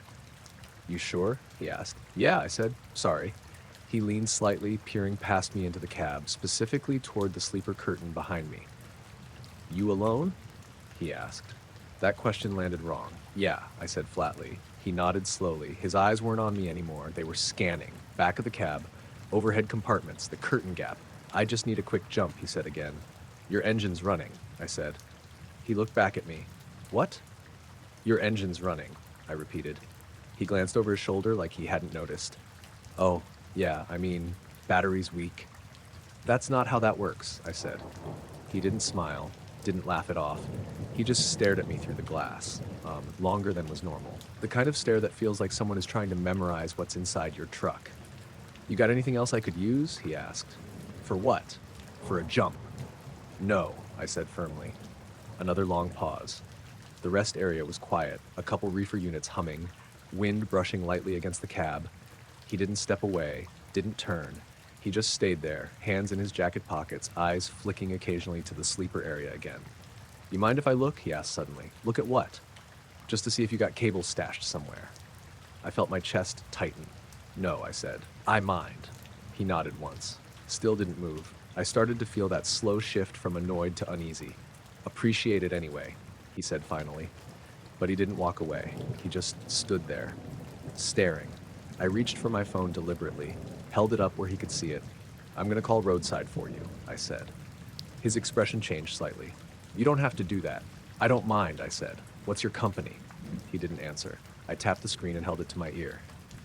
"Hey," I said, pretending someone picked up. "Yeah, there's a guy out here says he needs a jump. Engine's running, though." The man took a small step back. "I don't need you calling nobody," he said. I kept talking into the phone. "Yeah, Tennessee rest area, mile marker 247. He stepped back farther. His eyes narrowed slightly. "That's all right," he said. "I'll figure it out." He turned and walked toward his truck, not hurried, just steady. I kept the phone to my ear until he climbed up into his cab. He didn't shut the engine off, didn't pop the hood, didn't get cables from anywhere. He just sat there. I watched through the mirror. For a full minute, he didn't move. Then his brake lights flashed. The truck pulled out slowly and drove toward the exit. No stops. No checking the battery, just left. I stayed awake the rest of the night. Every little sound felt amplified. Around 4 a.m., I moved to a truck stop 10 miles down the highway just so I wouldn't be sitting in the same place if he decided to circle back. Maybe he was just awkward. Maybe he didn't think through the engine running part of his story. But asking if I was alone, asking to look inside, standing there staring at the sleeper area like that. That wasn't about jumper cables. Now, when someone knocks on my door overnight, I don't crack the window. I talk through the glass. And if their engine's already running, I don't entertain the conversation at all, because sometimes the story they open with isn't the real reason they're there. He was already parked there when I started my shift at 11 p.m. Engine off, headlights off, just sitting in the dark, facing the office window. I'm Aaron Delgado. I used to work the night shift at a small-town motel off Highway 27 in southern Kentucky. 12 rooms, all ground level, office with a big front window that looked out over the parking lot. Most nights were dead quiet. A trucker checking in late, maybe a couple arguing in room 6, that was about it. That night it was humid, the kind where the air feels thick even after midnight. The lot lights buzzed with moths. The sedan had been there since at least 10:45 according to the evening clerk. She mentioned it casually when she handed me the keys. "Guy's just sitting out there," she said. "Hasn't come in yet." I shrugged. People sit in their cars all the time, taking calls, smoking, whatever. Around 11:20, the driver's door opened. A man stepped out, late 40s maybe. Average build, short gray hair, clean clothes, not sloppy, not obviously strange. He came into the office and smiled. "Evening," he said. "Evening," I replied. "I'd like a room for one night." "Sure thing." He glanced over his shoulder toward the parking lot before continuing. "Is room 2 available?" Room 2 was the one closest to the office window. If you stood at the front desk and looked left, you could see its door clearly. "It is," I said. "That one's right next to the office." "That's perfect," he said quickly. "Most people don't care which room they get. They just want a bed and a shower." The fact that he specifically asked for 2 stuck out a little, but not enough to be alarming. He paid cash. Exact amount. No small talk. Before he left, he looked around the office. "You work alone overnight?" he asked. "Yeah," I said, keeping my tone neutral. "Pretty quiet around here." He nodded slowly, like he was filing that information away. "Good," he said, and walked out. From my chair, I could see him unlock room 2, step inside, then come back out a few minutes later. He got back into his car, and instead of pulling into the space in front of his room, he parked directly facing the office window again. Engine off. Interior light off. Just sitting there. I told myself he was probably on the phone. Midnight came and went. The parking lot emptied out, just his car and one pickup near room 9. At 12:30, I looked up and realized he was still in the driver's seat. The glow from his dashboard lit his face faintly. He wasn't looking down at a phone. He was looking straight ahead, at the office, at me. I shifted in my chair and pretended to focus on paperwork. Every few minutes, I'd glance up. Same position, hands on the steering wheel, just watching. Around 1:15, he got out again, walked into the office. "Everything okay?" I asked. "Yeah," he said casually. "Just couldn't sleep." He leaned on the counter, not too close, but closer than most guests. "You ever get bored working nights?" "Sometimes," I said. He looked out the window at his car. "I like this room because I can see the office from it," he said. "Feels safer." "Safer how?" "In case anything happens." He smiled, but it didn't quite reach his eyes. "Anything like what?" I asked. "Oh, break-ins. Strangers." He tapped the counter lightly with his fingers. "You'd probably see someone coming before I would." The way he said it made my skin tighten. "I guess," I said. He looked past me. He looked past me, toward the back office door. "You got cameras back there?" "Yep." "Good." He stood there another few seconds, just looking at me. Then he left again. Instead of going into his room, he opened the passenger door of his car. The interior light flicked on briefly. That's when I saw them. Binoculars, sitting on the passenger seat. Big ones, not the cheap compact kind, the kind you'd use for bird watching or hunting. He picked them up, sat back in the driver's seat, and lifted them. I froze. There's something deeply uncomfortable about realizing someone is deliberately zooming in on you. He wasn't subtle about it. He didn't angle them toward the highway or the tree line.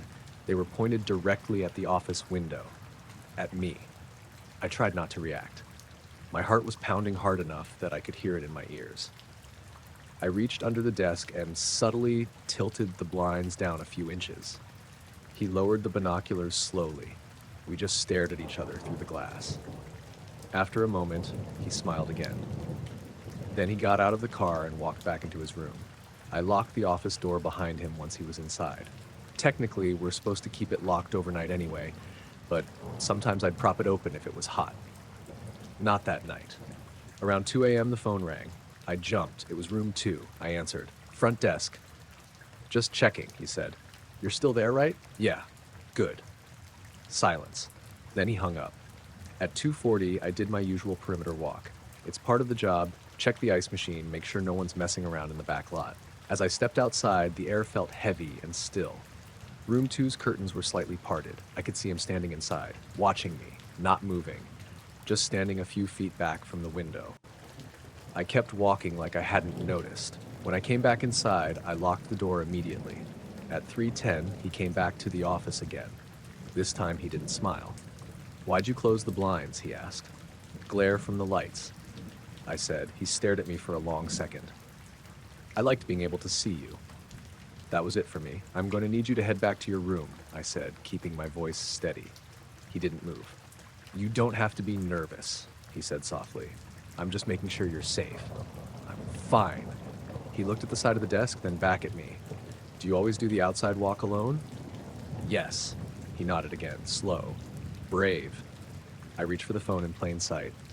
If there's a problem, I can call the sheriff's department, I said. That finally broke the moment. He stepped back slightly. No need for that, he said. He left the office. I watched through the crack in the blinds as he went back into his room. He didn't come out again that night.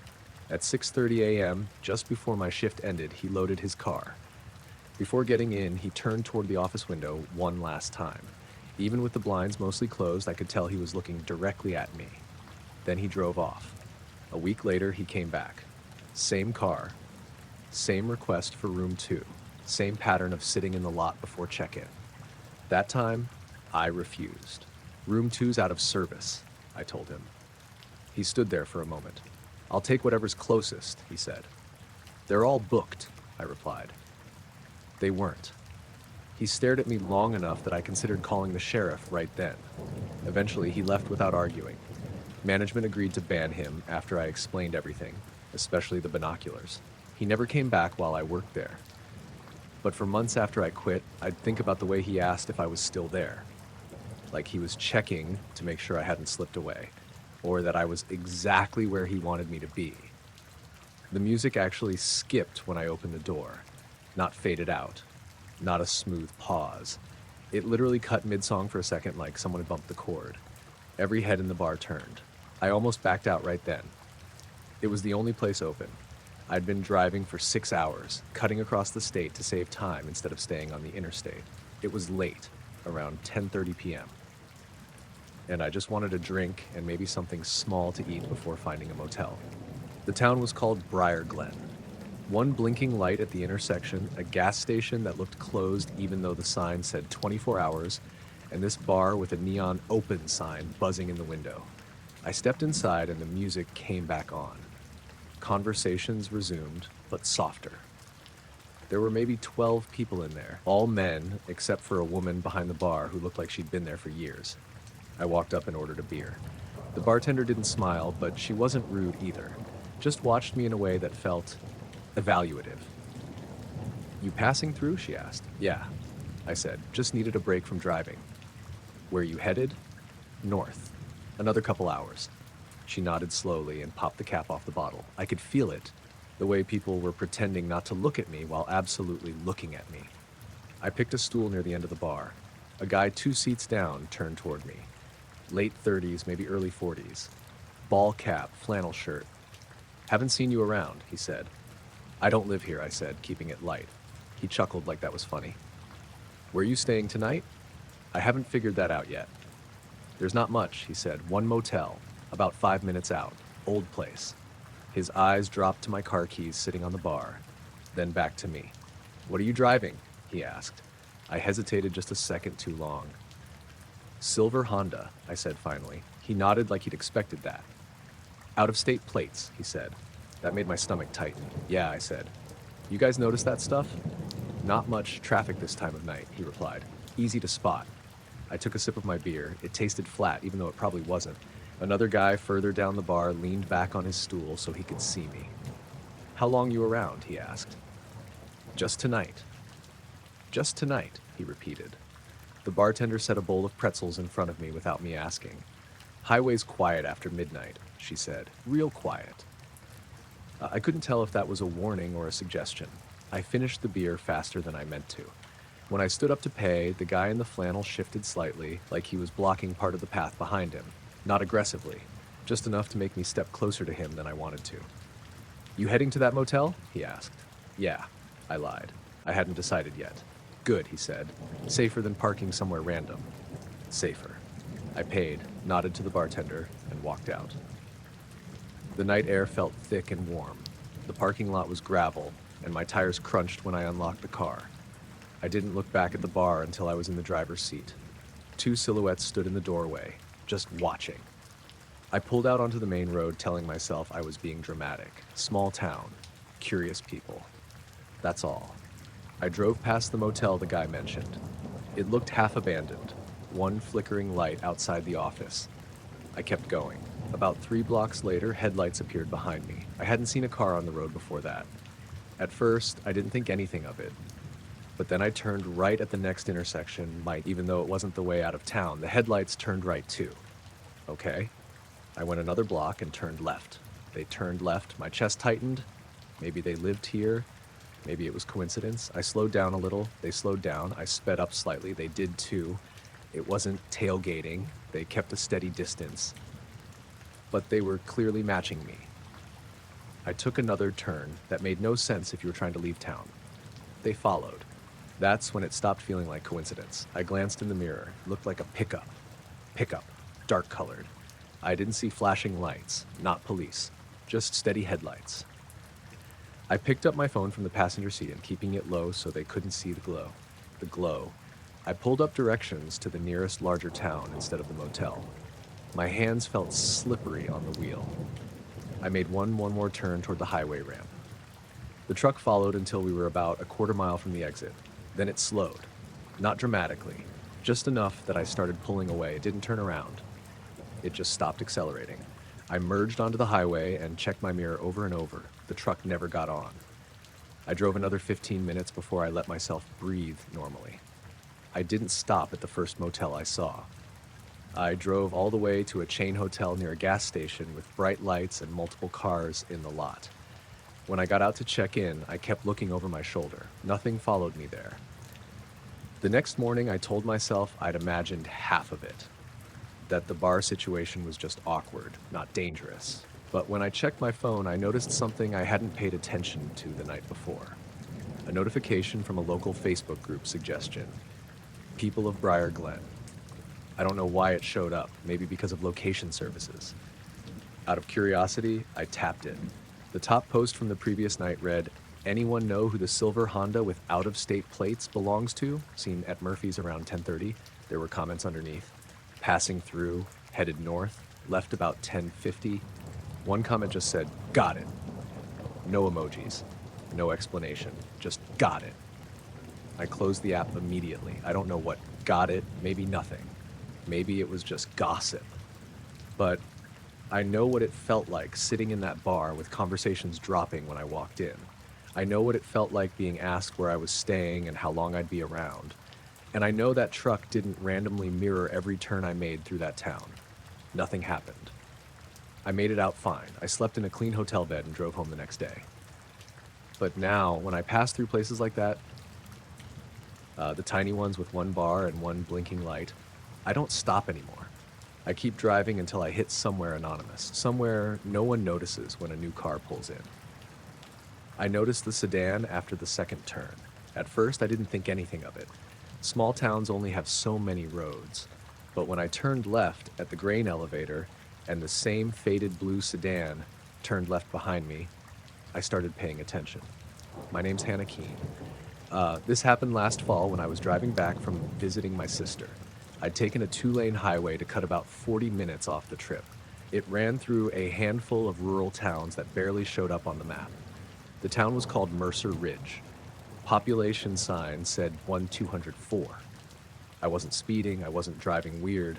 I was just trying to get through before dark. I turned right at a four-way stop where there was nothing but a feed store and a boarded-up pharmacy. The sedan turned right too. Okay, still could be coincidence.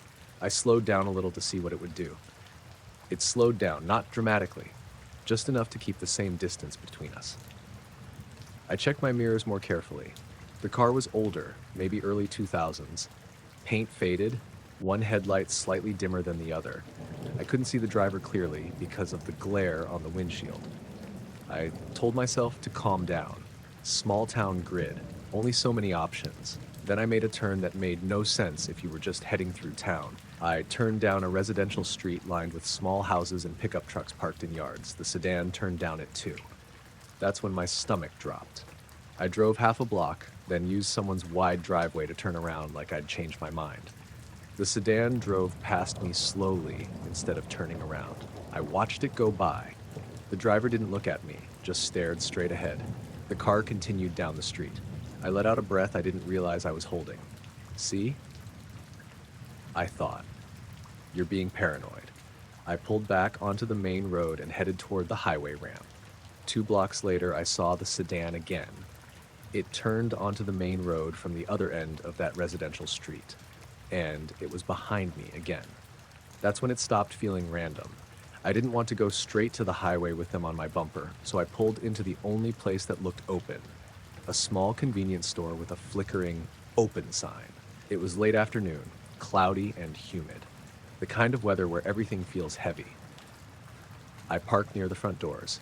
The sedan drove past the entrance like it was going to keep going. Then it slowed. Then it turned into the lot.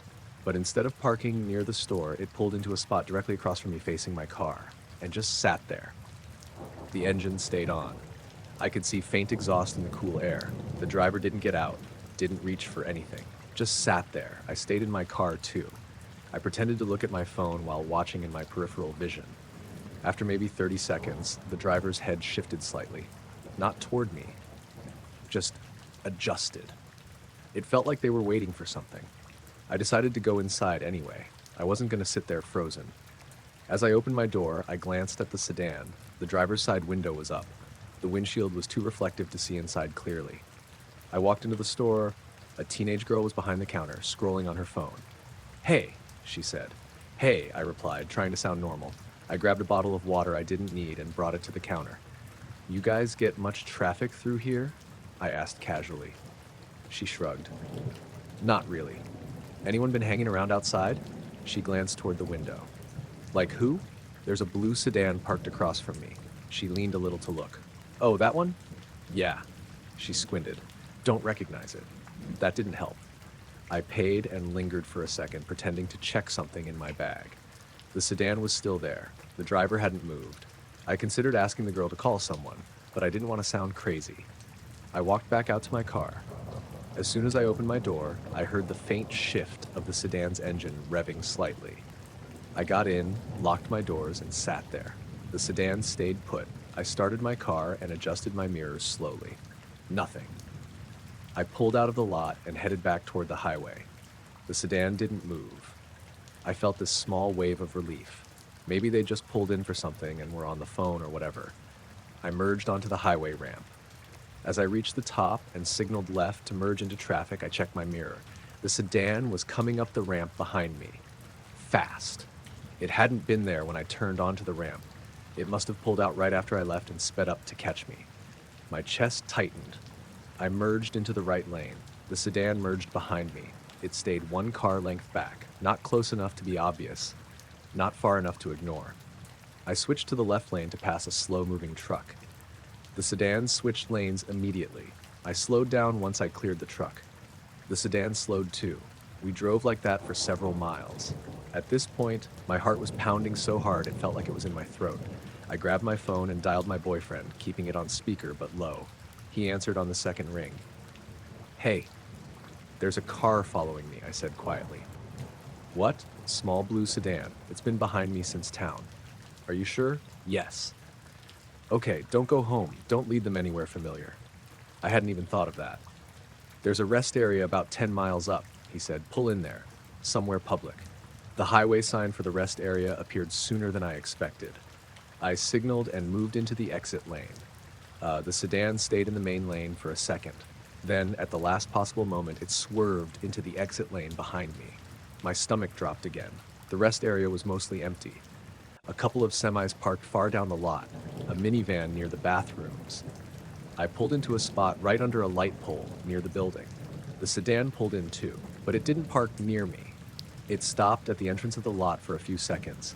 Then it slowly drove past my row of parking spaces. The driver still didn't look at me, just drove past, circled around, and parked about 6 spots down, still facing my car. Engine still running. I didn't get out. I kept my doors locked and stayed on the phone. "What are they doing?" my boyfriend asked. "They're just sitting there." "Call the police." I hesitated. "Call them," he repeated. So I did. I explained everything as calmly as I could. The dispatcher told me to stay in my car and that a state trooper was nearby. The sedan stayed put. 2 minutes felt like 20. Then the sedan's brake lights flicked on. It reversed slowly, turned toward the exit, and left the rest area. I watched it merge back onto the highway and disappear.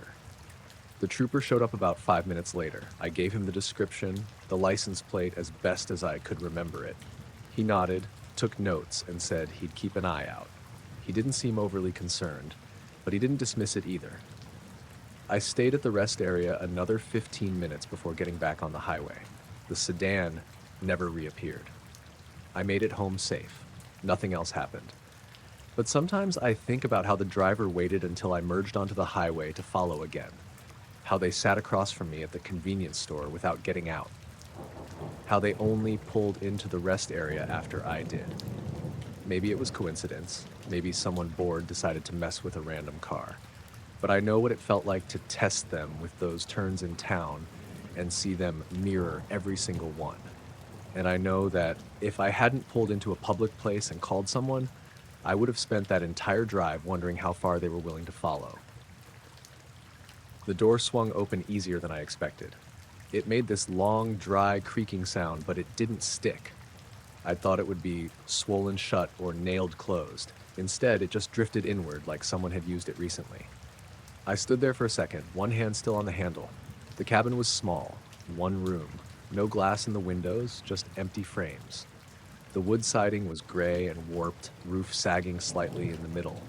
It looked abandoned from the outside, like it had been sitting there for years. My name's Tyler Bennett. I'd been hiking solo for most of the afternoon, a few miles off a Forest Service road in northern Michigan. It was early October, cool but not cold, leaves mostly down. The sky was clear and pale blue, maybe around 3 p.m. I wasn't supposed to find a cabin out there. There were no marked structures on the trail map. I'd actually gone off-trail on purpose, just exploring a ridge that looked interesting. When I saw the roofline through the trees, I thought it was a trick of the light at first. I stepped inside. The air smelled stale but not rotten. Not like something had been sitting sealed for decades. There was dust, sure.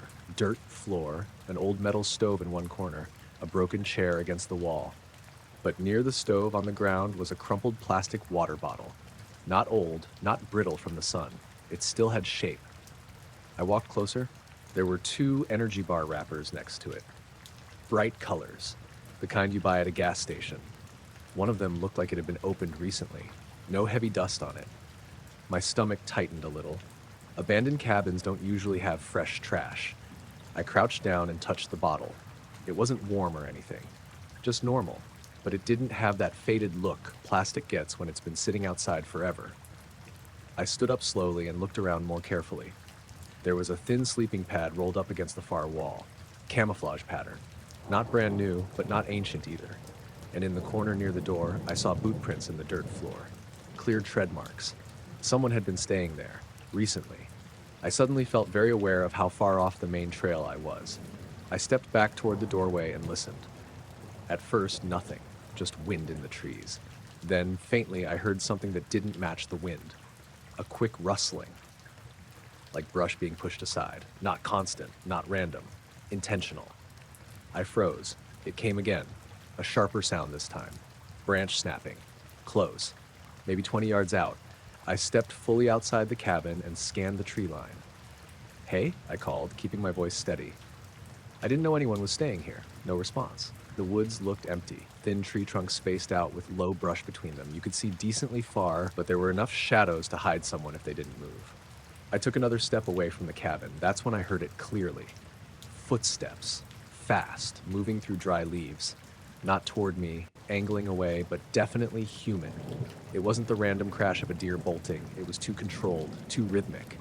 I didn't try to chase it. Instead, I turned slowly in a full circle again. "Look, I'm just hiking," I said, louder now. "I'm leaving." Still nothing. The silence after that felt thick. I backed away from the cabin, not taking my eyes off the direction I'd heard the movement. Every few seconds, I thought I saw something shift between trees, but it could have just been light. I reached my pack where I'd set it down near the front steps. As I swung it onto my shoulders, I heard another movement. Closer this time. Not running.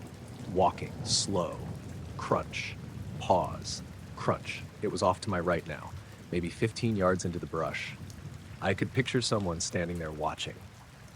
I didn't say anything else. I just started walking back the way I'd come. Not sprinting. Just steady. I didn't want to trip.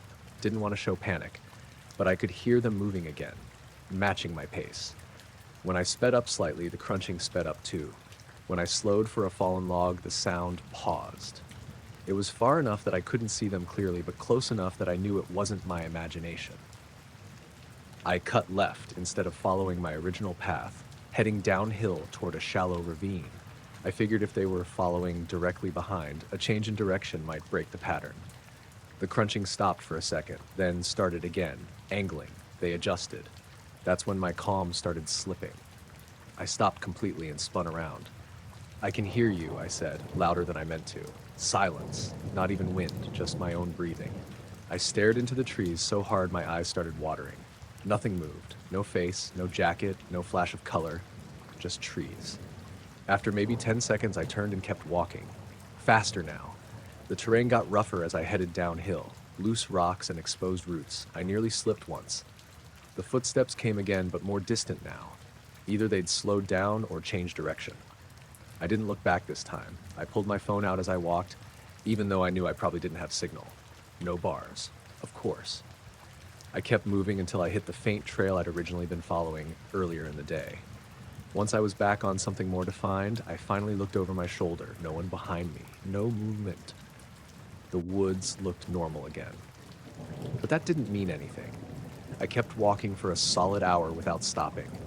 Every time I thought I heard something, I picked up the pace. By the time I reached the Forest Service road, it was late afternoon. The sun was lower, shadows longer. My car was the only one parked there. I threw my pack in the trunk and locked the doors immediately. As I started the engine, I looked toward the tree line across the road. For a split second, I thought I saw someone standing between two trunks about 30 yards back. Just a vertical shape that didn't look like a tree. But when I focused, it was gone. Maybe it had always been a tree. Maybe not. I didn't wait to figure it out. I drove straight out of there and didn't stop until I hit the main highway. I told myself it was probably just someone living rough out there. Maybe they didn't want to be found. Maybe they thought I was the threat. That's the part that unsettles me. They never showed themselves. They didn't yell, didn't threaten, didn't try to block me. They just let me know I wasn't alone. And the way they moved, adjusting when I adjusted, it didn't feel random. It felt deliberate. I still hike alone sometimes, but I don't go off trail anymore. And if I ever see another abandoned cabin in the woods, I'm not opening the door. The bedroom door creaked open while I was in the shower. Not slammed, not pushed, just that slow, dragging sound like someone easing it. I remember because I froze mid-rinse, shampoo still in my hair. The bathroom fan was on, water running, so at first I thought I imagined it. My house makes noises. The AC kicks on, doors shift in their frames. I told myself that's what it was. I was home alone. My roommate Kayla was visiting her parents for the weekend. It was a humid Saturday afternoon in late July, the kind where the air feels heavy even inside. I turned off the water and listened. Nothing. No footsteps, no voices. Just the hum of the fan and the AC. I finished up, wrapped a towel around myself, and stepped into the hallway. My bedroom door was open about halfway. I was sure I'd shut it. I always shut it before showering. It's a habit. I stood there for a second, staring at the gap. Kayla? I called out automatically, even though I knew she wasn't home. No answer. I walked into my room. Every single drawer in my dresser was pulled open. Not yanked out, not dumped. Just slid open neatly, all the way. Top drawer with socks, second drawer with t-shirts, third with jeans. Even the bottom one that sticks and takes effort to open. They were all open like someone had gone down the line, one by one. My first thought was that I'd left them like that, which made no sense. I'm not messy like that. But I stood there trying to convince myself. I stepped closer and looked inside. Nothing was missing. My jewelry tray on top of the dresser was untouched. My laptop was still on my desk. My wallet was in my purse where I'd left it. It didn't look like someone had been rummaging. It looked like someone had checked. That's what made my stomach drop. I backed out of the room and grabbed my phone from the kitchen counter. I did a slow walk through the apartment. Living room looked normal. Couch cushions where they should be. TV remote on the coffee table. Kitchen drawers closed. Cabinets closed. Bathroom untouched. The front door was still locked, deadbolt engaged. The sliding glass door to the balcony was locked too. I stood there in the middle of the living room, heart pounding, feeling stupid and scared at the same time. Maybe the AC pressure really had pushed the door open. Maybe I'd absent-mindedly left the drawers open earlier. Except all of them, even the bottom one that sticks. I checked the hallway closet, closed. Then I checked Kayla's room. Her door was open too. I know for a fact I hadn't gone in there all day. Inside, her closet door was cracked open. Not wide, just enough to see inside. I didn't go in. I just stood at the doorway and stared. "Hello," I said, louder this time. Nothing. I called Kayla. She answered on the second ring. "Did you come home for something?" I asked, trying to sound casual. "No, I'm 2 hours away." "Why?" I told her what happened. She went quiet for a second, then said, "Call the police." I hesitated. It felt dramatic. Nothing was broken. Nothing was stolen. But the idea of someone being inside while I was showering made my skin crawl. I called. 2 officers came out about 20 minutes later. I had gotten dressed by then, but my hair was still damp, and I felt shaky explaining it. They walked through the apartment, checked windows and locks. One of them pointed out something I hadn't noticed. The screen on the living room window was slightly bent at one corner, just enough to suggest it had been pried. The window itself was locked. "Could have been tested," he said. "Sometimes people check for weak points." They dusted a few surfaces for prints, but didn't find anything usable. The officer asked if anyone else had a key. "Just me and Kayla," I said. He nodded, wrote some notes, and told me to call if anything else happened. After they left, the apartment felt different. Too quiet. That night, I pushed a chair under my bedroom doorknob before going to bed. I left all the lights on in the living room. Around 1 a.m., I woke up to a noise, a soft click, like metal shifting. I held my breath and listened. Another click. It was coming from the living room. I grabbed my phone and slid off the bed slowly. The chair scraped lightly as I moved it away from the door. I cracked it open. The living room lights were still on. Everything looked normal. I stepped out and scanned the space. The sliding glass door was still locked, but the window in the living room, the one with the bent screen, was open about an inch. Just an inch. I know it had been fully closed. I'd checked it twice before bed. The lock was still technically engaged, but the frame wasn't seated properly. It must not have latched all the way. I felt that cold wave of realization hit me. Someone could have opened it from outside if they'd tried hard enough, or maybe they had tried. I walked closer and noticed something on the windowsill. A faint smudge, like someone had pressed their fingers there. Not clear prints, just an oily smear. I locked the window properly and pulled the blinds down tight. The next morning, I went outside to look at the ground below the window. There were shoe prints in the dirt, fresh ones, facing the building. I called the police again. Different officer this time. He took photos and told me it looked like someone had been hanging around. Hanging around felt like an understatement. Kayla came home early that afternoon. We changed the locks that week. Landlord covered it after we explained what happened. Nothing else was ever taken. Nothing was broken. But about 3 weeks later, I ran into a neighbor in the parking lot. He lives in the building next to ours. Older guy, maybe late 40s. He looked at me and said, "You live in 3B, right?" I hesitated. "Yeah." He nodded slowly. Saw someone on your balcony a while back. Thought it was your boyfriend or something. I don't have a boyfriend. When? I asked. Couple Saturdays ago, afternoon. Guy in a gray shirt, just standing there. That was the day I'd been in the shower. I felt lightheaded. Did he go inside? I asked. He shrugged. Didn't stick around to watch. I moved out 2 months later. Nothing else happened before I left. But I still think about how nothing was missing. Whoever it was didn't take my laptop, didn't take cash, didn't even take jewelry. They opened drawers, they opened doors, they checked, and they stood on my balcony while I was in the shower, quiet enough that I thought the house was just settling. The knock was so soft, I almost thought it was coming from another unit. 3 quiet taps, not pounding, not impatient, just deliberate. Deliberate. I checked my phone. 12:08 a.m. I was staying in a downtown loft in Cleveland for a long weekend. My name's Nolan Harper. I'm 32, work in IT, and I'd booked the place because it was within walking distance of everything. The listing said secure building, private loft, self-check-in. It was one of those converted warehouse buildings, exposed brick, tall ceilings, big metal doors on the units. The first 2 nights were normal. You needed a code to get into the lobby and another code for the elevator. My host, a woman named Priya, sent everything through the app. I never met her in person. So when I heard that soft knock, I assumed it was someone at the wrong door. Then I heard a man's voice. Maintenance. Not loud, almost casual. I froze on the couch. I hadn't reported anything. The AC worked fine. The sink wasn't leaking. Nothing. Another soft knock. Maintenance. I stood up slowly and walked to the door. The hallway outside was always quiet at night. The building wasn't loud in general. There was a peephole. I leaned in and looked. Empty hallway. The lights were on. I could see the doors across from me. No one standing there. I waited a few seconds and looked again. Still empty. My first thought was that whoever knocked had stepped to the side, maybe right against the wall near the door frame where the peephole wouldn't catch them. I didn't say anything. I just stood there listening. No footsteps walking away. No elevator ding. After maybe 30 seconds, I heard a faint sound, like someone brushing their hand against the door. Not knocking, just touching it. I backed up immediately. Who is it? I called out. No answer. I waited. My heart was beating hard, but I was trying to stay calm. Maybe it was a drunk guest messing with the wrong unit. Maybe it was someone joking around.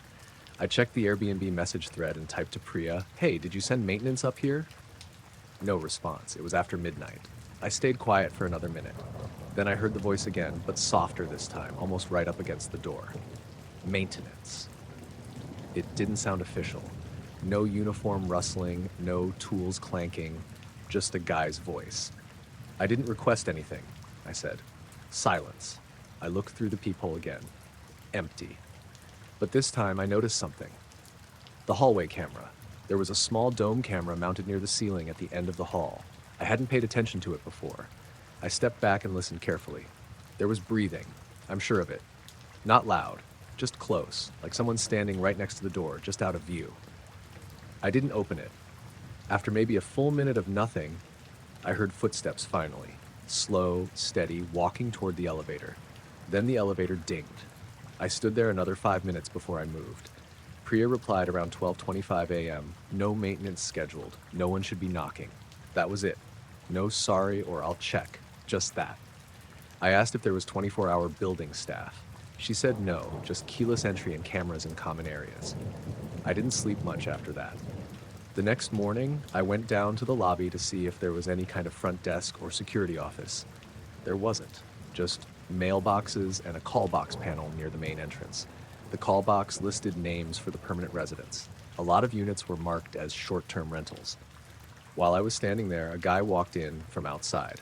Mid-40s, baseball cap, hoodie, carrying a small toolbox. He glanced at me, then at the call box. "You staying here?" he asked. "Yeah, for the weekend." He nodded slowly. "Which unit?" I hesitated. "Why?" He shrugged. "Just asking. I do maintenance around here sometimes." My stomach tightened a little. "What company?" He smiled, but it didn't reach his eyes. "Just general stuff. Fix things." I noticed he didn't have any logo on his hoodie. No badge. "Did you knock on my door last night?" I asked. He looked confused for half a second. Then he laughed. "Nah, wasn't me." He walked toward the elevator without scanning a fob or entering a code. The doors just opened. That stuck with me. I went back upstairs and checked my door carefully. The lock was one of those electronic keypads. Solid. No scratches, no damage. I tried to convince myself I was overthinking it. That night, around 11:40, I made sure the deadbolt was turned and even slid one of the bar stools under the handle. I know that sounds dramatic, but I didn't trust that keypad lock alone. At 12:03 a.m., the knocking started again. Same soft pattern, 3 taps. I didn't move right away, I just stared at the door from the couch. "Maintenance," the voice said. Exact same tone. I stood up, but instead of going straight to the door, I turned off all the lights inside first. The loft went dark except for the city glow coming through the big windows. I went to the peephole. This time, I saw something. A shoulder. Just barely at the edge of the lens. Someone standing pressed up against the wall right next to my door, out of full view. I could see part of a dark sleeve. They were intentionally positioning themselves so I couldn't see their face. I didn't say anything. After a few seconds, the person shifted slightly, and I saw part of a hand near the door frame. They knocked again, softer. Maintenance. I stepped back and grabbed my phone. Instead of messaging the host, I called the police non-emergency line. I explained someone was repeatedly knocking on my door after midnight, claiming to be maintenance, and I could see them hiding from the peephole. The dispatcher asked if the person was trying to force entry. No. Are they making threats? No. Okay, we can send a patrol car to check the area. While I was on the phone, the knocking stopped. I heard footsteps walking away, then nothing. I stayed on the line until the officer arrived. About 15 minutes later, there was a much firmer knock. Police. I checked the peephole, uniform, badge, clear as day. I opened the door.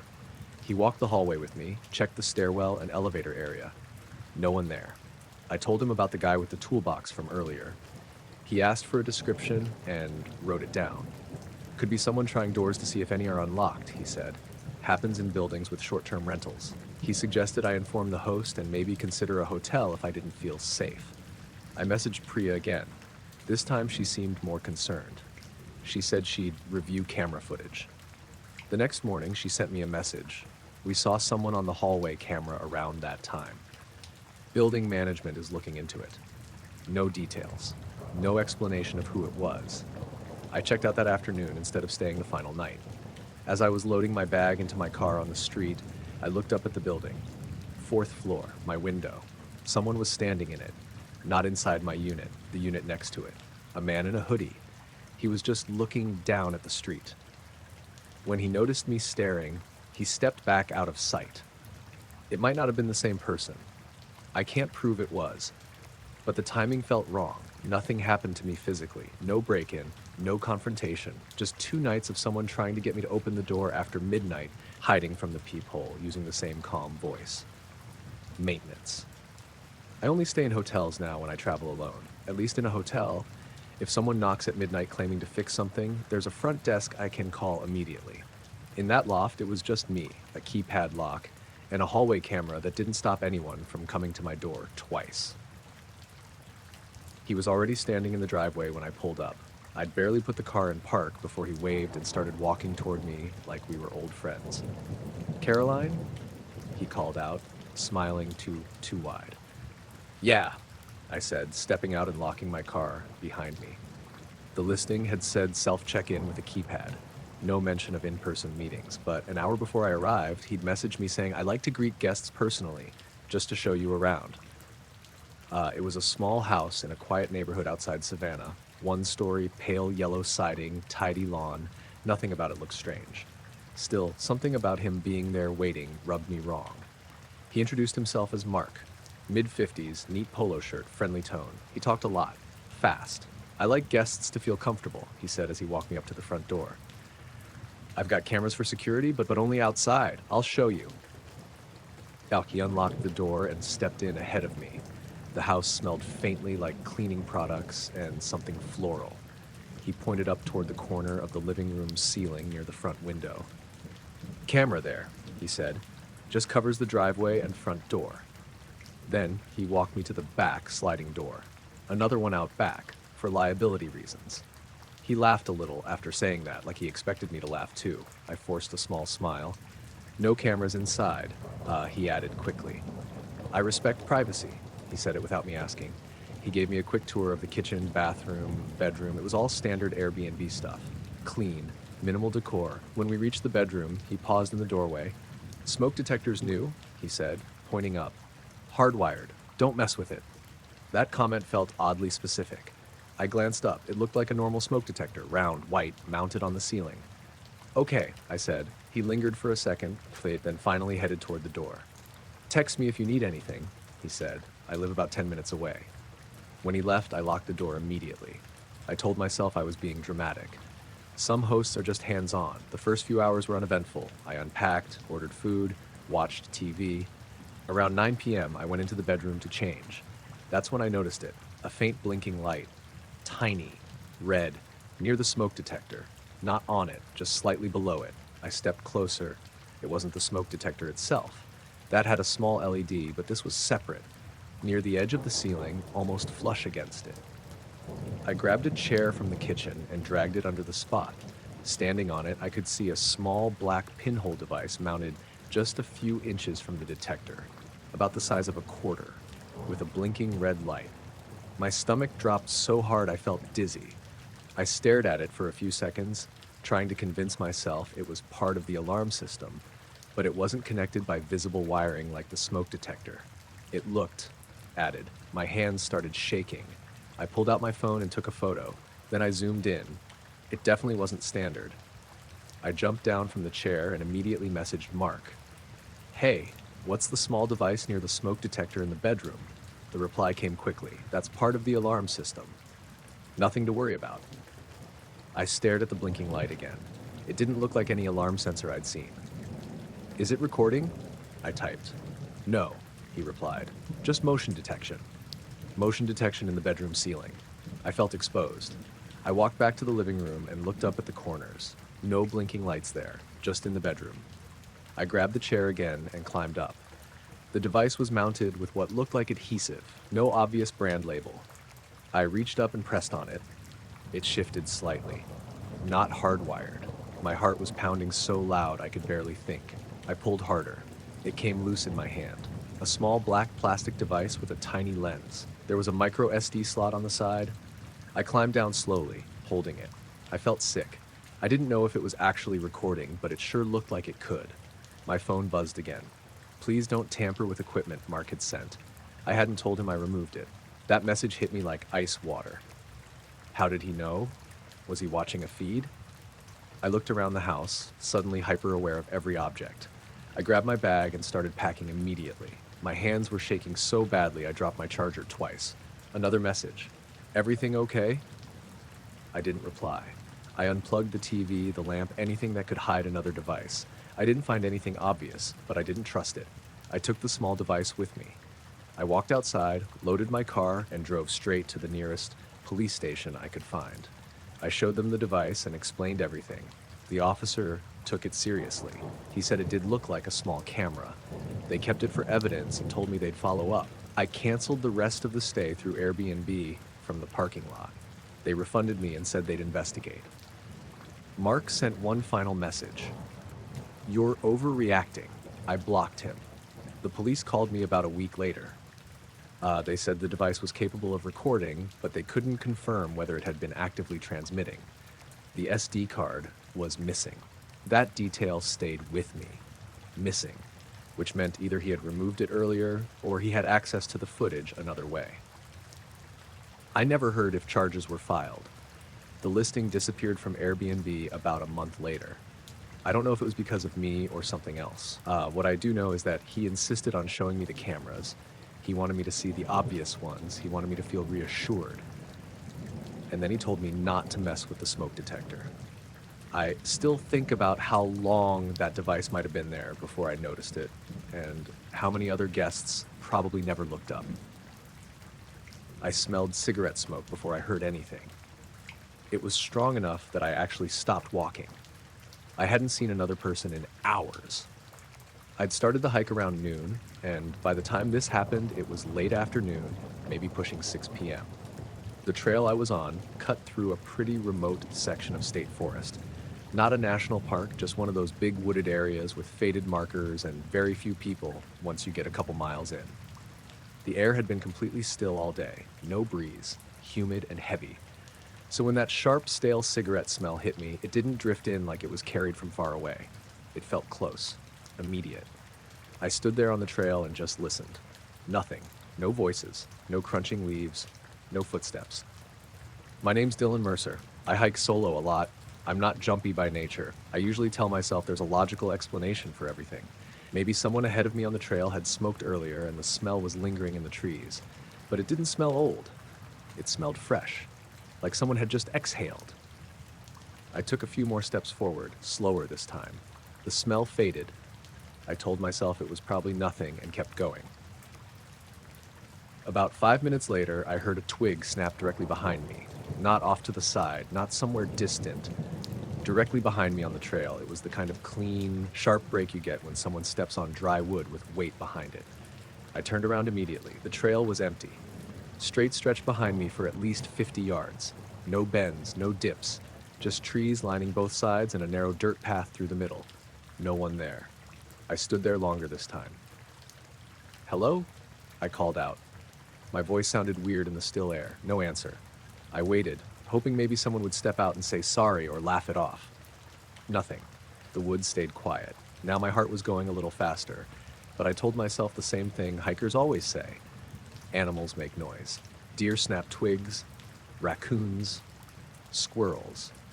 Just except I hike enough to know what that usually sounds like. Animals move through brush, rustle leaves, create a pattern of sound. This was one step, just one. I didn't want to turn back yet because my car was still about 3 miles the other direction. So I kept walking. This time, I paid attention to everything. Every few seconds, I'd glance behind me. Nothing. No movement between the trees, no flashes of color that didn't belong. Another few minutes passed. Then I smelled the smoke again, stronger, like someone was standing 10 feet behind me and taking a drag. I didn't stop right away. I just slowed down. The smell stayed consistent. It didn't drift away. That's when I got the feeling I wasn't ahead of someone on the trail. I was being followed. I stopped walking again. Silence. I could hear my own breathing. I turned around slowly. Still nothing. The smell faded almost immediately. That's what bothered me the most. It was like it only existed while I was moving. I stepped off the trail slightly and stood still between two trees. If someone was behind me, they'd have to either pass me or stop too. I waited. 10 seconds. 20. Maybe 30. No footsteps, no coughing, no voice. I stepped back onto the trail and continued. About 2 minutes later, I heard it again. A single crunch. This time, it wasn't directly on the trail. It was just off to the right, maybe 10 feet into the woods. I whipped around. Nothing visible, but the sound had definitely come from that side. The trees were spaced enough that if someone was standing there, I should have seen them. It wasn't thick underbrush, just tall trunks and scattered brush. I walked a few steps toward where I thought the sound came from. "Seriously?" I said, louder now. "If someone's out here, say something." Silence. No apology. No movement running away. Just quiet. That's when I noticed something else. The ground off the trail had fresh disturbances, leaves pressed down in a way that didn't match animal tracks. Bigger, more spread out, not clear footprints, but definitely signs of weight. I crouched slightly and looked closer. The leaves were recently shifted, the soil underneath still darker from being exposed, and there were small gray flecks on the ground. Ash. Cigarette ash.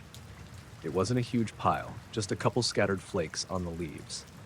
My stomach dropped a little. That meant whoever was smoking hadn't been far ahead of me earlier. They were close enough that the ash fell right here. I stood up slowly and looked around again. Nothing. The worst part wasn't seeing someone, it was knowing someone could be close enough to drop ash and I still couldn't spot them. I checked my phone out of instinct. No service. I decided right then I wasn't finishing the loop I'd planned. There was a side trail about half a mile ahead that cut back toward the parking lot faster. I picked up my pace, not running, just walking fast. For about 10 minutes, nothing happened. No smell, no snapping twigs. I started convincing myself I'd overreacted. Then I heard it. Footsteps. More than one this time. 2 quick steps, then stop. Behind me. I didn't turn around immediately. I kept walking for about 5 more seconds, hoping I'd hear them again and confirm it. 2 more steps, definitely human, measured, careful. I turned around fast. Empty trail, but this time I saw something I hadn't seen before. Movement in the trees about 30 yards back. Not running, not darting, just someone stepping behind a trunk. I only saw a shoulder and the side of a dark shirt before they disappeared. That was enough. I didn't yell this time. I turned and walked as fast as I could without breaking into a full run. I didn't want to trip. I didn't want to look panicked, but I could feel it now. Someone was deliberately keeping distance, matching me. Every time I sped up slightly, I'd hear faint movement behind me a few seconds later. Not constant noise, just enough to know they were still there. I hit the side trail and took it without hesitation. It was narrower, less maintained. For a second, I worried that was a mistake. If someone wanted to corner me, that would be the place to do it. But it cut almost straight back to the lot. I kept moving. No more cigarette smell. No more footsteps, just my own breathing and the sound of my shoes on dirt. When the parking lot finally came into view, I felt something close to relief. There were 3 cars there now. Mine, a pickup I'd seen earlier, and a dark sedan I didn't recognize. I scanned the lot, no one standing around, no one sitting inside visibly. I didn't slow down until I was at my car. As I unlocked it, I glanced toward the trailhead behind me. Nothing. No one emerging. I got inside and locked the doors immediately. As I started the engine, I noticed something in the rearview mirror. About 50 yards away, just at the edge of the trees, someone was standing there. Too far to see details clearly, but definitely a person. They weren't waving. They weren't moving toward the lot. They were just standing, partially obscured by a tree, watching. I didn't wait to see if they'd step out further. I put the car in reverse and left. As I pulled onto the road out of the forest, I kept checking my mirrors, half expecting a car to follow. No one did. I never saw that dark sedan leave the lot while I was there. Maybe it belonged to the person in the woods, maybe it didn't. What bothers me isn't that someone else was hiking. It's the way they stayed just out of sight. Close enough to follow, close enough to let me smell the smoke, but never close enough to fully show themselves. And they stopped when I stopped. That's the part I can't explain away. The doorknob didn't rattle, it turned. Slowly, carefully, like someone was testing it. I was in my living room folding laundry when I heard it. It was mid-afternoon, around 3:30. Bright outside, normal weekday. I live alone in a small brick duplex on a quiet street outside Columbus. Nothing fancy, but it's usually calm. Retirees, a couple young families, no random foot traffic. The knob made that soft metallic click when it hit the lock. I froze, holding one of my socks. It turned again, not fast, not aggressive, just steady pressure, like whoever it was fully expected the door to open. I didn't move at first, I just listened. There was no knock, no doorbell, no voice saying hello, just the sound of someone trying my handle. My heart started pounding, but I forced myself to walk toward the door, slowly. I didn't want the floorboards creaking too loudly. I leaned into the peephole. A man was standing there. Mid-30s maybe. Baseball cap pulled low. Gray hoodie. Clean shaven. He wasn't looking at the door. He was staring straight ahead at the tree across the street like he was just casually waiting. His hand was still on the knob. I must have shifted my weight or let out a breath because his eyes flicked up toward the door. The second he realized someone was inside, he let go and stepped back. Not startled, not embarrassed, just one step back. I stayed quiet, didn't say anything. He stood there for maybe 3 seconds, then turned and walked down my porch steps like he'd knocked on the wrong house. I stayed at the peephole and watched him cross my yard. He didn't look at his phone, didn't check in an address, just walked straight down the sidewalk. At the curb, there was a dark blue sedan parked. I hadn't noticed it before. He got in the driver's seat and sat there. Didn't start the engine right away. Just sat. I stepped back from the door and grabbed my phone. I didn't call 911 because technically he hadn't broken in. He hadn't even knocked. I felt stupid reporting, "Someone tried my doorknob." By the time I looked through the peephole again, the car was gone. I told myself maybe it was a mistake. Maybe he thought it was someone else's place. Maybe he was confused. But here's the thing that bothered me. There's no reason to grab and turn someone's doorknob before knocking unless you think it might be unlocked. And I always lock my door. That evening, I mentioned it to my neighbor, Mrs. Patel, who lives on the other side of the duplex. Her face changed immediately. She said someone had tried her door the week before. Same thing. No knock. Just the handle turning. She assumed it was kids messing around. Now I wasn't so sure. 2 days later, around 7 p.m., I was in my kitchen making dinner when I heard footsteps on the porch. Not unusual. Mail gets delivered late sometimes, but there was no mailbox clang, no package thud, just footsteps stopping directly in front of my door. Then silence. I didn't go to the peephole right away. I don't know why. I think I was afraid it would be him again. The handle didn't move this time. Instead, my doorbell camera buzzed with a motion alert. I pulled up the app. It was the same man. Same hoodie. Same cap. He wasn't touching the door. He was standing off to the side, slightly out of frame, like he knew where the camera was and didn't want to be centered. He leaned forward just enough to look at the door, then he stepped back and left. No knock, no package, no explanation. My stomach dropped. Now it wasn't a mistake. I saved the footage and sent it to my neighbor. She said she hadn't seen him that day. I called the police non-emergency line that night and filed a report. The officer who came out watched the footage and said it looked like door checking, where people go house to house looking for unlocked entries. He asked if I lived alone. I hesitated, then said yes. He nodded like that was useful information. After he left, I added a second deadbolt and started leaving my porch light on, even during the day. For about a week, nothing happened. Then on a Saturday afternoon, I left to grab groceries. When I came back 20 minutes later, my trash can was tipped over at the end of my driveway. It hadn't been that way when I left. There wasn't much wind. It was a still, humid day. I walked up to the house slowly, scanning the street. The same dark blue sedan was parked 2 houses down. Windows tinted, engine off. No one visible inside. I felt exposed standing there with my grocery bags. I hurried inside and locked the door behind me. From the living room window, I could see part of the sedan. After maybe 5 minutes, the driver's door opened. The same man stepped out. He didn't look at my house. He walked toward the corner like he lived there. But instead of going into a house, he just stood on the sidewalk for a second.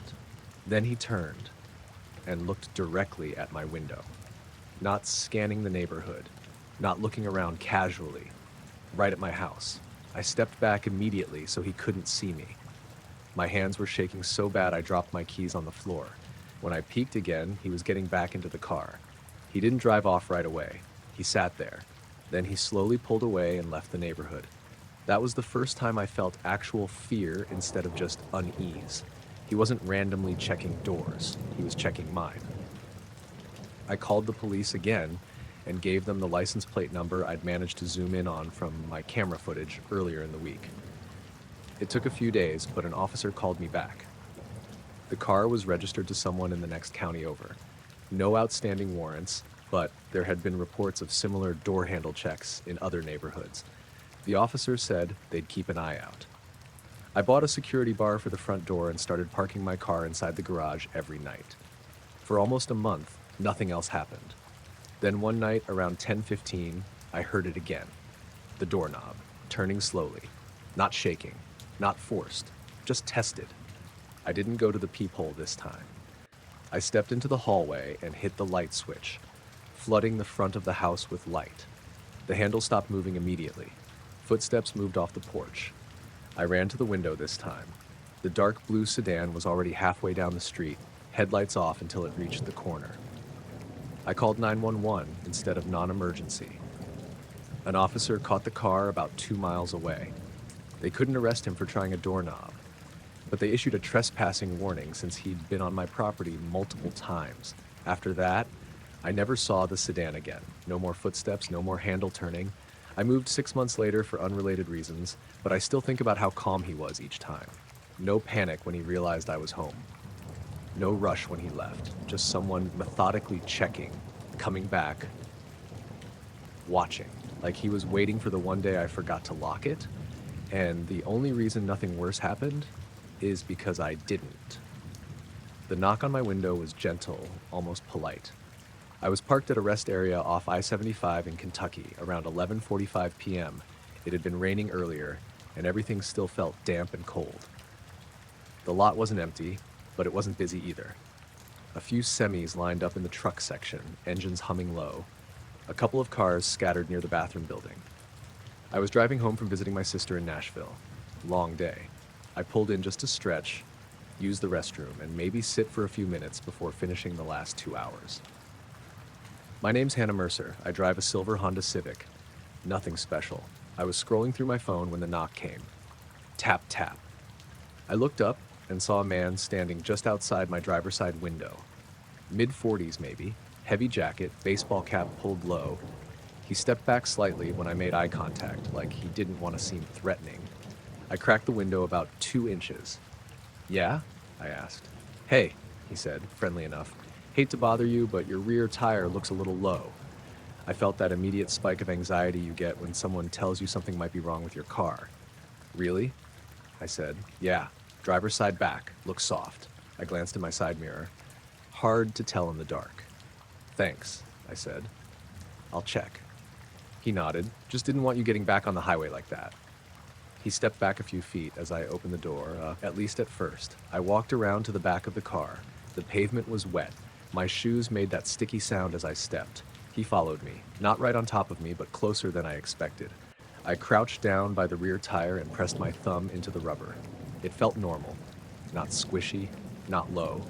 I stood up and stepped back to look at it from a distance. It looked completely fine. He was standing about 2 feet away now, closer than someone needs to be.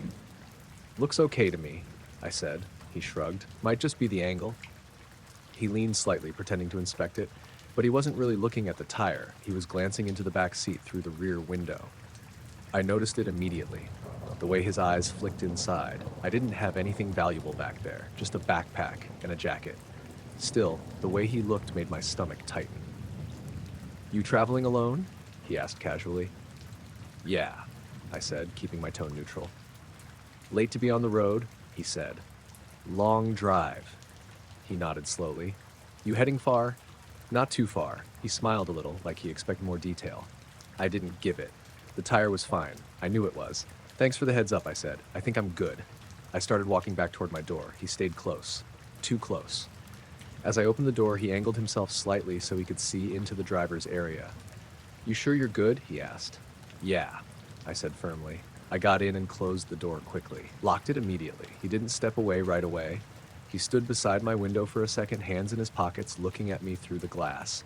Then he walked back toward the truck section. I watched him in my mirror. He climbed into a dark blue semi parked 3 spots down from my car. Engine off. Cab light on faintly. He didn't start it. He didn't leave. He just sat there, facing my car. I told myself he was probably just finishing his break. I put my seatbelt back on and considered leaving immediately. But I'd only been there 5 minutes. My legs still felt tight from driving. I decided to sit for another few minutes. Maybe he'd leave first. 5 minutes passed. He didn't move. 10 minutes. Still there. The cab light inside his truck turned off. Now I couldn't see him clearly, but I knew he was there. I picked up my phone and pretended to be on a call, just in case he was watching. At around 20 minutes, I turned my engine on, not to leave yet, just to see if he'd react. His truck stayed dark. No engine noise, no headlights. I turned mine off again. He still didn't move. Another car pulled into the rest area briefly, used the restroom, then left. For a moment, I felt safer. But once that car drove off, it was just me and the line of semis again. About 45 minutes after he'd first knocked on my window, I decided I wasn't comfortable sitting there anymore. I started my engine again. This time, I put the car in reverse immediately. As my backup lights came on, his truck's cab light flicked on too. Not the headlights, just the inside light. I froze for half a second. Then I kept backing out. I pulled toward the exit slowly. As I passed the row of semis, I glanced over. He was sitting in the driver's seat, watching me, not smiling, just watching. I turned onto the highway. In my rearview mirror, I saw his truck's headlights come on about 30 seconds later. He didn't pull out right away. He just sat there with the lights on. Then I lost sight of him as I merged and picked up speed. I kept checking my mirrors for the next 15 miles. No blue semi, no truck matching my speed. Nothing. I don't know what his plan was. Maybe there wasn't one. Maybe he just liked standing too close and making people uncomfortable. But the part that stuck with me wasn't the knock. It was the way he kept glancing inside my car instead of at the tire, and how he stayed parked beside me for nearly an hour after I got back in, like he was waiting to see what I'd do next. Now, if someone knocks on my window at night to tell me something's wrong, I don't step out right away. I thank them, drive under brighter lights, and check it somewhere busier. Because if there really was something wrong with my tire, it can wait 5 more minutes. And if there wasn't, I'd rather find that out without someone standing 2 feet from me in the dark.